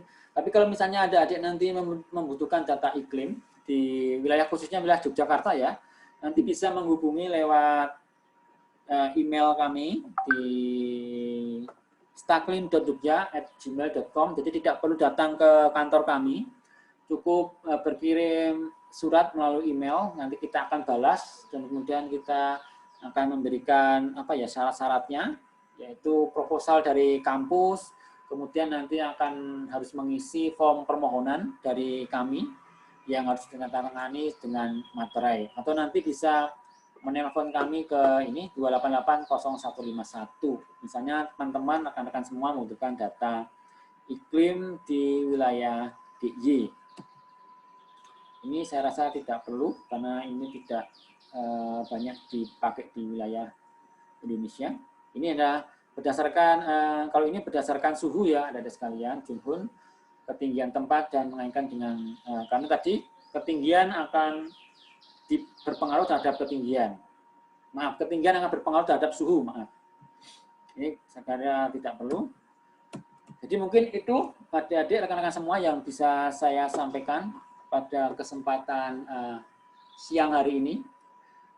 Mungkin yang kalau memang di daring sini memang agak sedikit kurang kurang hidup ya, karena memang ini menjadi dominasi saya, jadi saya cuma ngomong, saya tidak ada interaksi ya, kecuali kalau tatap muka mungkin kita bisa saling berinteraksi. Jadi mungkin itu, jadi kalau misalnya ada pertanyaan, monggo silahkan saya kembalikan ke Mas Moderator untuk selanjutnya kalau misalnya ada diskusi. Monggo Mas, silahkan Mas.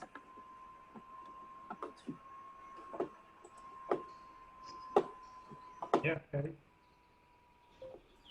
Saya yang memimpin diskusi ini. Atau Pak Dian, monggo, silahkan. Ya, wah, luar biasa sekali ini Pak Aryo. Tadi dikatakan Pak Aryo tidak punya basic pertanian, tapi dalam menjelaskan pertanian malah bagus sekali. Jadi pengaruh iklim dalam pertanian, fotosintesa, kemudian kelembapan, transpirasi, itu sudah luar biasa Pak.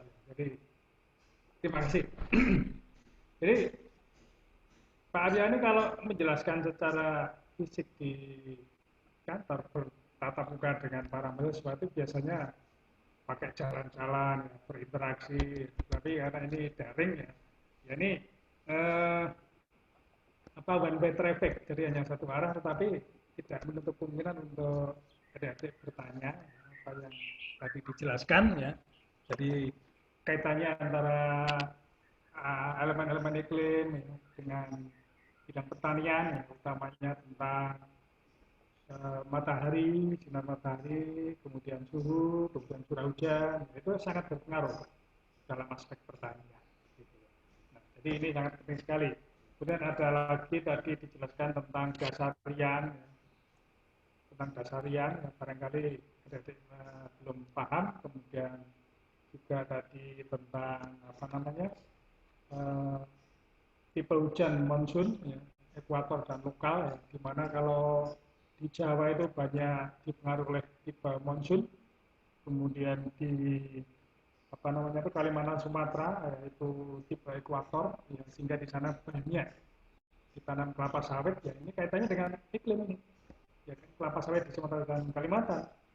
Kemudian di Papua kaitannya dengan dipengaruhi oleh tipe lokal, ya kan. Nah ini pengaruh apa mungkin nanti yang bisa ditanyakan. Jadi silakan ya, saya sebagai moderator ya mempersilakan adik-adik peserta dari praktikum ini untuk bertanya ya. Dan sebelum bertanya disebutkan nama dan satu pertanyaan saja, satu orang satu pertanyaan, dan dibuka untuk 3 penanya pertama. Silakan. Saya boleh bertanya dulu, Pak? Boleh, silakan, silakan. Nama saya Muhammad Ferry Alexander. Ya. Saya ingin tanya, pengaruh angin terhadap pertumbuhan tanaman serta penyebaran OPT apa ya? Ya, pengaruh angin ya. Ya, Ya. terima kasih. Yang lain?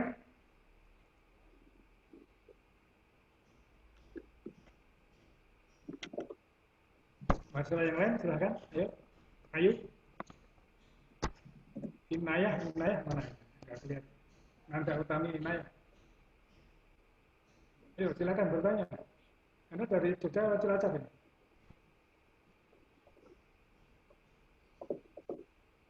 Ya silakan. Ayo. Kalau belum ada satu dulu, ya, Pak Arya. Jadi ini Saudara Ferry menanyakan tentang pengaruh angin terhadap pertumbuhan dan OPT. Monggo, Pak Arya. Ini Pak Arya Ya, baik. dari pertanian ini. Baik, terima kasih Pak Dian. Ya, sebenarnya seperti saya sampaikan, saya basicnya bukan pertanian, jadi saya jawabnya ya mungkin yang umum-umum aja ya yang saya tahu. Ya, ya. Memang, boleh.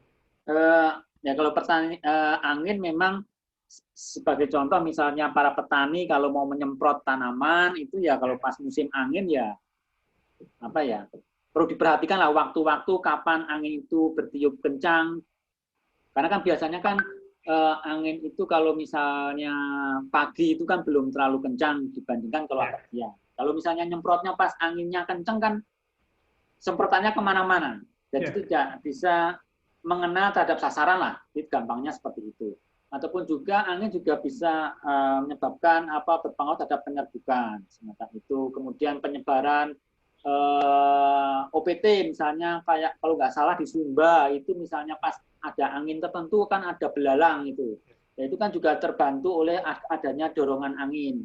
Jadi harusnya kalau tidak ada angin misalnya belalang itu hanya mencakup luasan yang kecil, tapi akibat adanya dorongan angin maka dia lebih memiliki kemampuan untuk menyebar lebih luas. Nah itu mungkin salah satu atau beberapa bagaimana pengaruh angin tersebut terhadap dunia pertanian semacam itu. Ya itu cuma pengetahuan umum ya yang saya tahu. Secara lebih detail mungkin teman-teman atau Pak Dian sebagai pemangku ilmu pertanian dan klimatologi mungkin bisa menambahkan. Mungkin itu, Mas. Ya, terima kasih Pak Arya. Jadi seperti itu bahwa angin itu memang ya cukup penting sih, walaupun tidak penting sekali, tapi cukup penting dalam kaitannya dengan misalnya kelembapan udara, kemudian misalnya dengan evapotranspirasi, ya kan, dengan penguapan, dengan kebutuhan air, nah, kemudian juga dengan tadi upaya-upaya di dalam pengelolaan pertanian, misalnya kapan sebaiknya waktu-waktu untuk melakukan penyemprotan, ya. Kemudian juga penyebaran OPT, juga gulma. Jadi gulma itu sangat dipengaruhi oleh angin karena apa? Karena biji-biji gulma banyak yang sifatnya bisa terbang, ya kan. Jadi kalau angin besar ya kemudian bunga gulma itu pas mekar ya itu bisa kemana-mana gulmanya. Nah ini kaitannya dengan dengan penyebaran gulma di suatu daerah. Jadi seperti itu di Ferry ya. Yang lain, oke, silakan, ayo. Itu Pak ada yang di chat, Saudara Fias. Oh. Oke, yang dari Mbak Fias ya, saya langsung tanggapi ya Pak Dian. Jadi Mbak Fian, Assalamualaikum, Fias. Ingin bertanya apa saja tanda-tanda alam dan bagaimana arah angin ketika akan memasuki musim penghujan? Apakah bisa diprediksi sendiri secara visual atau harus ada alatnya? Nah, jadi sebenarnya kalau kita nggak tahu ya kalau di luar Jawa ya, mungkin di luar Jawa juga mungkin ada. Di Jawa itu kan ada namanya Pranata Mongso. Pranata Mongso itu adalah hasil pengamatan visual atau tanda-tanda alam yang diamati oleh leluhur kita lah, turun-temurun. Misalnya, kalau misalnya mau musim kemarau itu bunyi garengpung, nah itu sebagai tanda-tanda alam akan memasuki musim kemarau. Nah, kalau BMKG memang biasanya untuk memprediksi itu kan menggunakan data pengukuran yang ada, tidak misalnya menggunakan tanda-tanda alam yang di luar di luar ranah kami, misalnya apakah bunyi garempung itu ya di kami tidak masuk kriteria untuk sebagai dasar dalam menentukan misalnya akan musim kemarau atau musim penghujan. Yang menjadi dasar misalnya kita melihat pola angin. Nah, ini disebutkan apakah kita bisa menentukan arah angin itu dengan visual ya. Jadi sebenarnya kalau di kami untuk menentukan arah angin itu bukan arah permukaan, angin permukaan adik-adik sekalian. Karena kalau arah angin permukaan itu tidak akan tidak akan matching. Jadi pas musim penghujan bisa jadi di suatu wilayah anginnya dari timur. Karena memang anginnya adalah yang dipakai adalah angin permukaan. Sedangkan angin permukaan itu kan sangat dipengaruhi oleh bangunan, dipengaruhi oleh pepohonan. Jadi kalau misalnya ada angin nanti menabrak pohon atau menabrak gedung, maka dia akan berbelok. Nanti nabrak gedung lagi, berbelok lagi. Jadi kalau menentukan musim memang di kami menggunakan angin, parameter angin, tapi angin yang dipakai adalah angin ketinggian 850 milibar. Jadi angin lebih tinggi lah, anginnya tinggi, bukan angin di permukaan tanah, tidak seperti itu. Karena dengan angin 850 milibar itu asumsinya tidak ada hambatan. Jadi kalau misalnya pas angin timuran ya boleh dikatakan kita memasuki musim kemarau. Memang sebelum memasuki musim kemarau atau musim penghujan itu kan biasanya ada masa-masa pancaroba. Nah, di masa-masa pancaroba itu anginnya itu biasanya mewat-mawut. Tidak angin timuran, tidak angin baratan, tapi dia terkadang mewat-mawut lah. Jadi tidak beraturan. Itulah tanda-tanda bahwa itu sudah memasuki masa pancaroba. Dan nanti dengan berjalannya waktu, pola anginnya akan mulai terbentuk nih.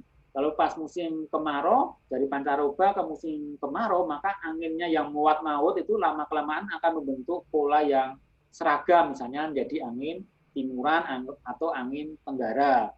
Atau sebaliknya, kalau pas musim penghujan, ya polanya akan berubah menjadi pola angin baratan. Ya, sebenarnya kalau misalnya secara visual, ya memang ketika visual dan berdasarkan kondisi lokal, angin baratan dan angin timuran tidak lagi bisa masuk.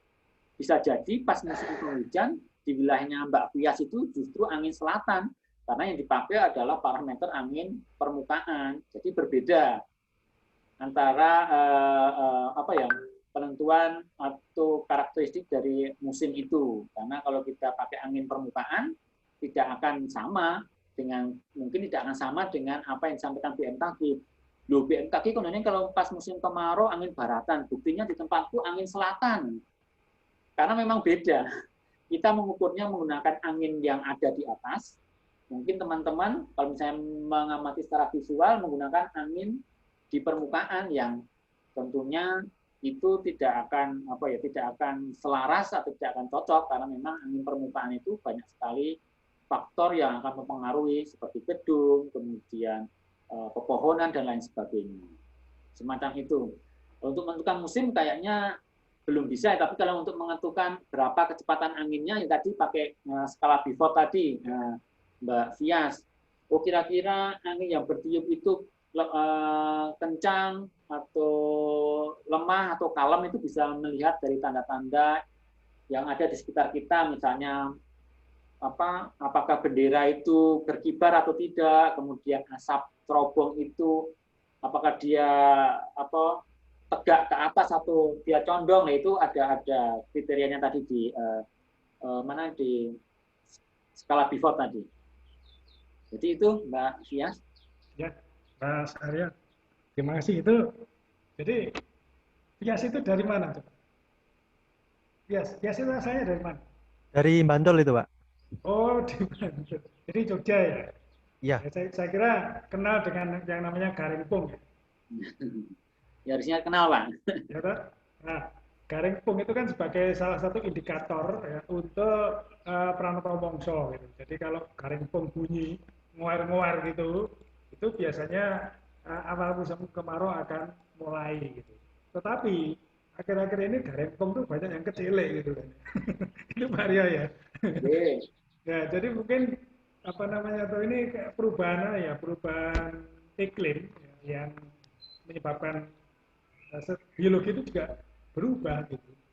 Nah, jadi sudah bunyi kuar-kuar garempongnya tahu-tahu besok hujan gitu. Jadi dia basah kuyup lagi ya, jadi nggak bisa bunyi lagi kan gitu. Nah, ini barangkali kesulitan Pranotopongso di dalam relevansinya dengan perubahan iklim itu adalah indikator-indikator yang ada itu beberapa memang sudah tidak ada, atau beberapa indikator mungkin apa ya, sulit menyesuaikan kondisi-kondisi yang berubah ini gitu. Ini yang menyulitkan. Nah, kalau ingin dikaji lagi ya saya kira alam itu apa ya, tetap relevan lah gitu ya. Kalau di-match-kan dengan apapun itu relevan, asal ada pengajian-pengajian dan penyesuaian gitu. Nah, jadi visual dan tidak ya saya kira itu tergantung dari apa indikator-indikator yang dipakai untuk melihat visualisasi tadi. Tapi yang jelas sekarang ini BMKG sudah menyediakan fasilitas ya yang lebih akurat kan gitu, dengan peralatan-peralatan yang ada, dengan para ahli yang menginterpretasi dari data-data yang ada ya, sehingga itu yang bisa dipakai. Nah itu yes, dan ini ada satu lagi chat dari siapa ini, dari Desi Yuliana ya, izin bertanya ya Desi Yuliana terkait bencana kemarin di tempat saya NTT Kupang, yaitu ada badai seroja mengakibatkan terbentuknya beberapa danau di tempat saya. Menurut Bapak, apakah musibah itu masih akan terjadi lagi? Nah ini kaitannya dengan di NTT Kupang, Pak Arya. Apakah Pak Arya juga mengikuti kejadian itu? Monggo, silakan. Oke, terima kasih Pak Dian. Oke, Mbak Desi Yuliana. Kebetulan saya itu dulu tinggal di Kupang juga, Mbak Desi. 8 tahun di sana dan dapat oleh-oleh istri orang sana. Oh gitu, Pak Arya. Tapi sonde pakai belis. Yang tahu Mbak Desi saja. Jadi ya, ya memang Seroja kemarin cukup apa ya, boleh saya bilang ya mengagetkan ya, karena selama saya tinggal di Kupang 8 tahun itu belum pernah saya merasakan badai siklon tropis sehebat itu ya. Memang di Kupang itu sangat rentan dengan dampak siklon tropis, utamanya kalau misalnya ada siklon tropis di dekat Australia aja itu sudah memberikan dampak ya. Tapi dampaknya misalnya cuma hujan, ya hujannya paling ya memang sampai 1 sampai 2 hari. Tapi tidak selebat ketika Seroja. Kalau kita lihat di beberapa video yang di-share di sosial media, begitu luar biasanya angin maupun gelombang serta hujan yang terjadi ketika terjadi Seroja. Dan itu ya sepengetahuan saya itulah badai terbesar yang pernah dan paling dekat mendekati Indonesia ya. Setelah kemarin dulu diklaim sebagai Cempaka sebagai siklon yang paling dekat dengan wilayah Indonesia, saya rasa itu sudah bergeser menjadi Seroja yang paling mendekati wilayah Indonesia, bahkan sudah sampai di atas Nusa Tenggara sampai Kupang ya. Bahkan dulu kan ada asumsi bahwa kita itu tidak mungkin dilalui atau tidak mungkin dilanda siklon tropis Cempaka karena memang wilayah kita adalah wilayah ekuator di mana ada gaya Coriolis yang menyebabkan kita tidak mungkin dihampiri oleh siklon tropis, tapi pada kenyataannya kita Seroja itu justru di atas NTT ya.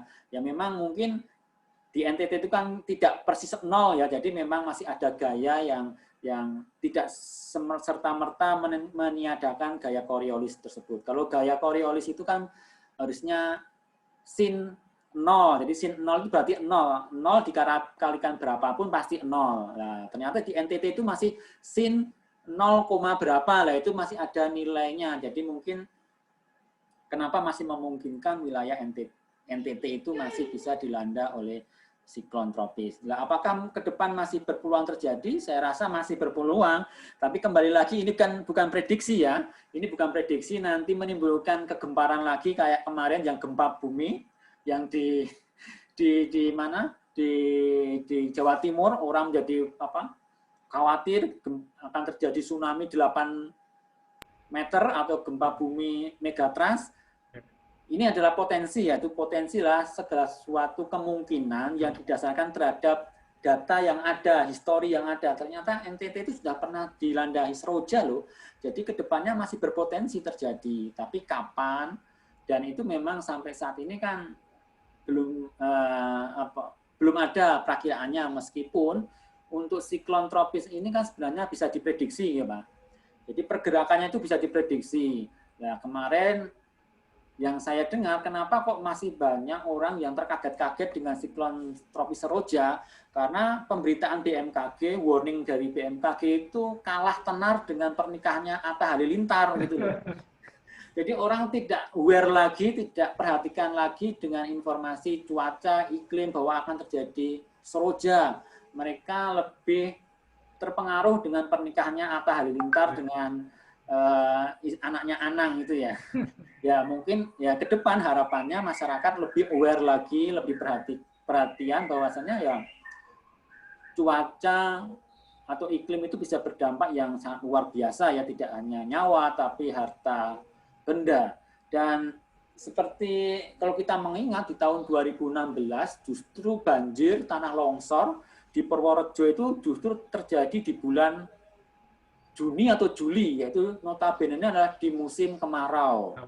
Nah, kenapa itu bisa terjadi? Ya nyatanya bisa terjadi karena memang di tahun 2016 itu pada waktu itu memang ada namanya dipol mood negatif, kemudian suhu muka air laut di Jawa itu juga menghangat, kemudian juga ada NGO yang memungkinkan hujan deras itu bisa terjadi dan berpotensi menyebabkan bencana.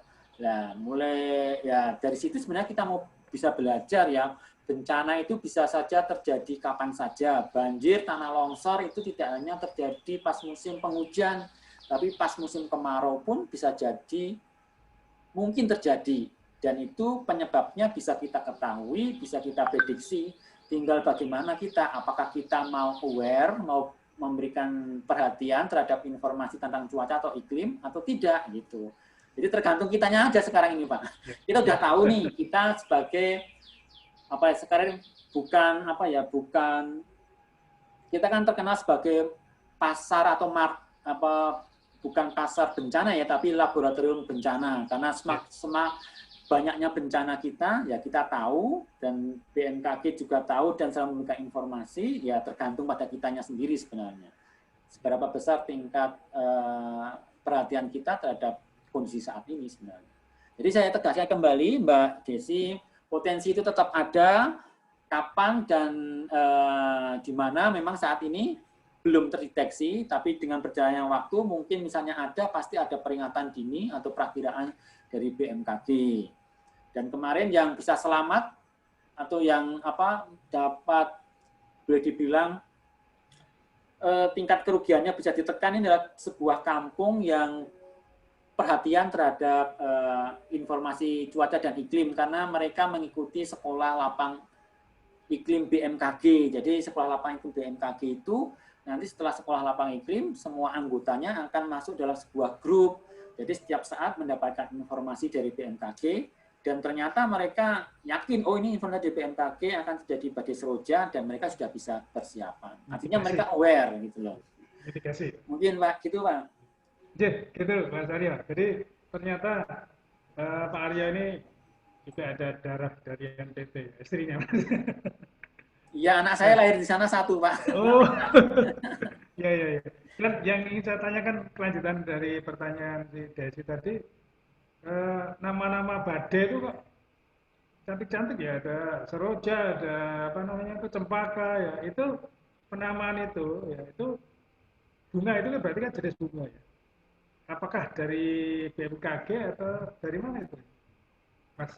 Iya Pak, itu penamaannya berdasarkan kalau di Indonesia berdasarkan bunga. Yeah. Berbeda lagi mungkin dengan jadi di BMKG itu kan ada teritorialnya. Jadi kalau misalnya masuk ke teritorial BMKG, ya BMKG berhak untuk memberikan penamaan siklon. Nah, penamaan siklon di BMKG saat ini menggunakan nama bunga. Pernah dulu kalau tidak salah menggunakan penamaan tokoh pewayangan ya. Tapi karena ada masukan dari beberapa komunitas, maka dirubah menjadi nama bunga. Ya memang namanya cantik, tapi dampaknya tidak cantik ya. Sebenarnya nama-namanya sudah waiting list ya Pak. Jadi kalau misalnya sudah ada siklon tropis, ya udah nanti sudah ada langsung list yang paling pertama akan muncul. Nanti ya sudah ada waiting listnya, sudah ada sebenarnya. Sudah urutkan. Ya, sudah ada urutannya berdasarkan abjad gitu. Gimana adik-adik, sudah cukup jelas? Atau ada satu lagi penanya, karena ini sudah jam 12 ya, supaya nanti tidak mengganggu sholatnya. Satu lagi, silakan. Jadi sepertinya si Sidik tadi, satu lagi penanya. Haidul Sidik tadi mengacungkan tangan. Oh ya, silakan. Sama si siapa tadi satunya lagi? Ya silakan segera. Si Septian tadi juga kayak. Silakan salah satu. Ayo. Silakan.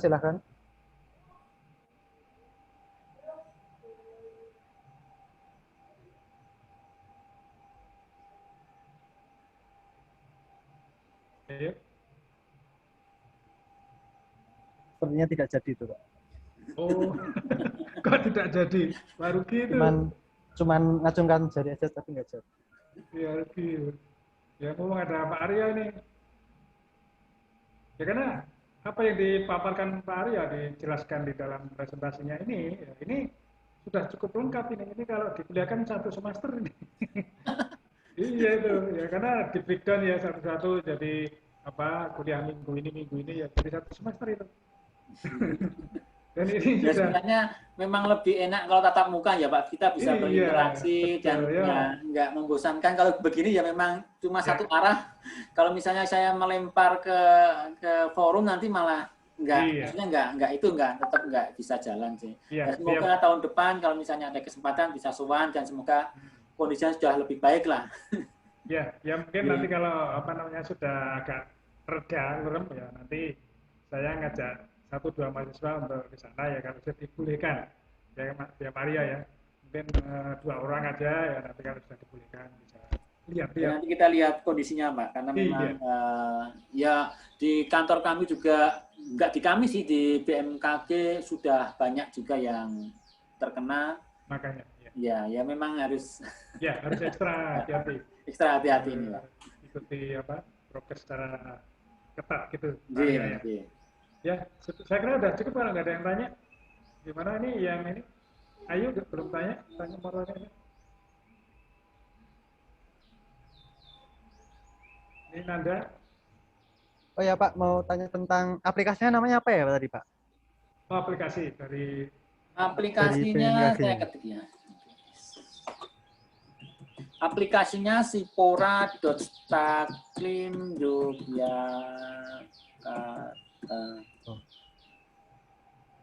Nanti biar aja nanti di WA saja saya kira. Di komentar di chat Pak mungkin di kolom komentar. Di kolom komentar. Sipora.staklimyogyakarta.com Mas. Jadi aplikasi itu sebenarnya kita bisa melihat pergerakan awan karena itu setiap 10 menit diperbarui. Ya. Dan sebenarnya di situ ada peringatan dini tentang tanah longsor ya, tapi dibatasi hanya stakeholder saja karena kalau misalnya untuk umum nanti server kita tidak kuat. Jadi ini hanya sebatas untuk masyarakat umum hanya untuk mengetahui bagaimana distribusi awannya dan dari situ kita bisa melihat pergerakannya kemana. Jadi kalau tahu pergerakannya berarti kita bisa mengetahui kira-kira awannya akan bergerak ke sana, hujannya kira-kira sampai di wilayah sana itu jam berapa atau kapan itu bisa. Nanti silakan dibuka-buka aja di sipora.staklimyogyakarta.com. Ya. Sudah saya ketik di kolom Ya. chat ya. Ya, terima kasih, Pak. Siap. Ya, jadi ini karena sudah sudah jam 12 lebih sedikit ya. Bisa saya closing statement, Mas Ferry ya. Ya, saya tutup. Jadi Ya, Pak. saya sampaikan beberapa hal tentang apa yang disampaikan Pak Arya dalam penjelasan tentang iklim ya, dalam pengamatan iklim ini. Ya. Jadi yang pertama adalah bahwa di dalam dunia pertanian, nah itu tidak bisa lepas dari iklim. Ya. Tidak bisa lepas dari iklim. Sangat erat kaitannya dengan iklim. Gitu kan. Karena apa? Di dalam pertanian itu yang dipelajari itu hanya 5 sebetulnya. Ya. Hanya 5 aspek. Yang pertama adalah aspek tentang tanah. Ya, orang petani harus tahu tanah. Yang kedua adalah aspek tanaman. Ya, orang petani juga harus paham tanaman. Yang ketiga adalah aspek iklim. Orang petani juga harus paham tentang iklim. Ya kan? Yang keempat adalah aspek OPT, sama penyakit tanaman. Ya. Yang kelima adalah aspek apa? Manajemen. Jadi pengelolaan dari 4 hal itu. Ini di dalam buku nggak ada. Jadi ini kesimpulan saya dalam closing statement ini, bagaimana iklim itu sangat penting peranannya di dalam dunia pertanian. Berhasilan pertanian, ya, yang skala profesional, perkebunan, ya, kemudian di beberapa negara, yaitu keberhasilannya karena pemahaman terhadap iklim. Ya, kenapa? Karena iklim itu bisa menjadi bencana, ya, kalau tidak paham. Tapi kalau paham itu bisa diadakan mitigasi, ya. Bagaimana pengaturan pola tanam, ya. Bagaimana ada tanaman-tanaman tertentu ya, yang bisa masuk di musim ini. Ya. Ya, seperti tembakau itu kan bisa kacau kalau tidak paham iklim, ya kan? Kacau, karena apa? Kalau itu nanam tembakau hujan terus, ya itu berarti rugi besar kan begitu. Jadi apa yang dijelaskan Pak Aryo ya, dalam mengkaitkan antara peranan cuaca iklim dan pertanian ini sangat penting sekali, dan saya ucapkan terima kasih ya adik-adik, sangat mudah-mudahan ya bisa menyimak dengan baik, ya bisa terpapar oleh ilmunya Pak Arya nih. Ya kan ya, jadi supaya nanti ke depan ya itu bisa lebih baik menjadi seorang sarjana pertanian. Kalau dalam penelitian nanti juga ada perlu data-data iklim, terutama mahasiswa yang penelitian itu perlu data curah hujan, ya. Kemudian data suhu, kemudian data kelembapan, ya, minimal itu, ya kan. Apalagi untuk daerah-daerah di perkebunan, misalnya akan melakukan penelitian tentang kelapa sawit, ya, tentang karet, ya, tentang coklat, kakao, dan tentang tanaman-tanaman perkebunan lainnya. Ini sangat perlu data-data tentang curah hujan dan suhu. Ya, nah ini akan sinergi atau akan linear dengan produksi yang ada. Jadi ini yang saya katakan bahwa iklim sangat penting sekali. Baik, saya kira kita sudahi acara ini ya. Saya mengucapkan terima kasih sekali pada Pak Aryo selaku ahli klimatologi dari BMKG DIY. Apa yang sudah dijelaskan ya ini menjadi bekal bagi adik-adik mahasiswa ke depan. Dan pada adik-adik yang menjadi host ya, Ferry, Ayu ya, dan kawan-kawan ya, saya terima kasih atas berlangsungnya acara ini. Ya, atas berlangsungnya acara ini dengan baik, dengan lancar, ya, tanpa dengan apa-apa. Dan kalau ada mahasiswa yang tidak bisa mengikuti di dalam grup ini ya, karena keterbatasan sinyal, yang nanti bisa diputarkan rekamannya, tadi kan direkam ya, atau diberikan penjelasan seperti ya. Baik, sekali lagi terima kasih, selamat siang, selamat sejahtera. Saya kembalikan kepada saudara Ferry. Alhamdulillah kita telah sampai ke penghujung acara. Terima kasih banyak kepada narasumber, dosen pengampu, serta peserta yang telah menyimak acara dari awal sampai akhir dan telah ikut berkontribusi dalam jalannya acara kali ini. Semoga banyak ilmu yang kita dapatkan dapat diaplikasikan untuk kehidupan sehari-hari serta bermanfaat bagi banyak orang. Saya mewakili panitia yang bertugas menyampaikan mohon maaf atas salah kata dan perbuatan yang dilakukan. Akhir kata, terima kasih. Wassalamualaikum warahmatullahi wabarakatuh. Assalamualaikum.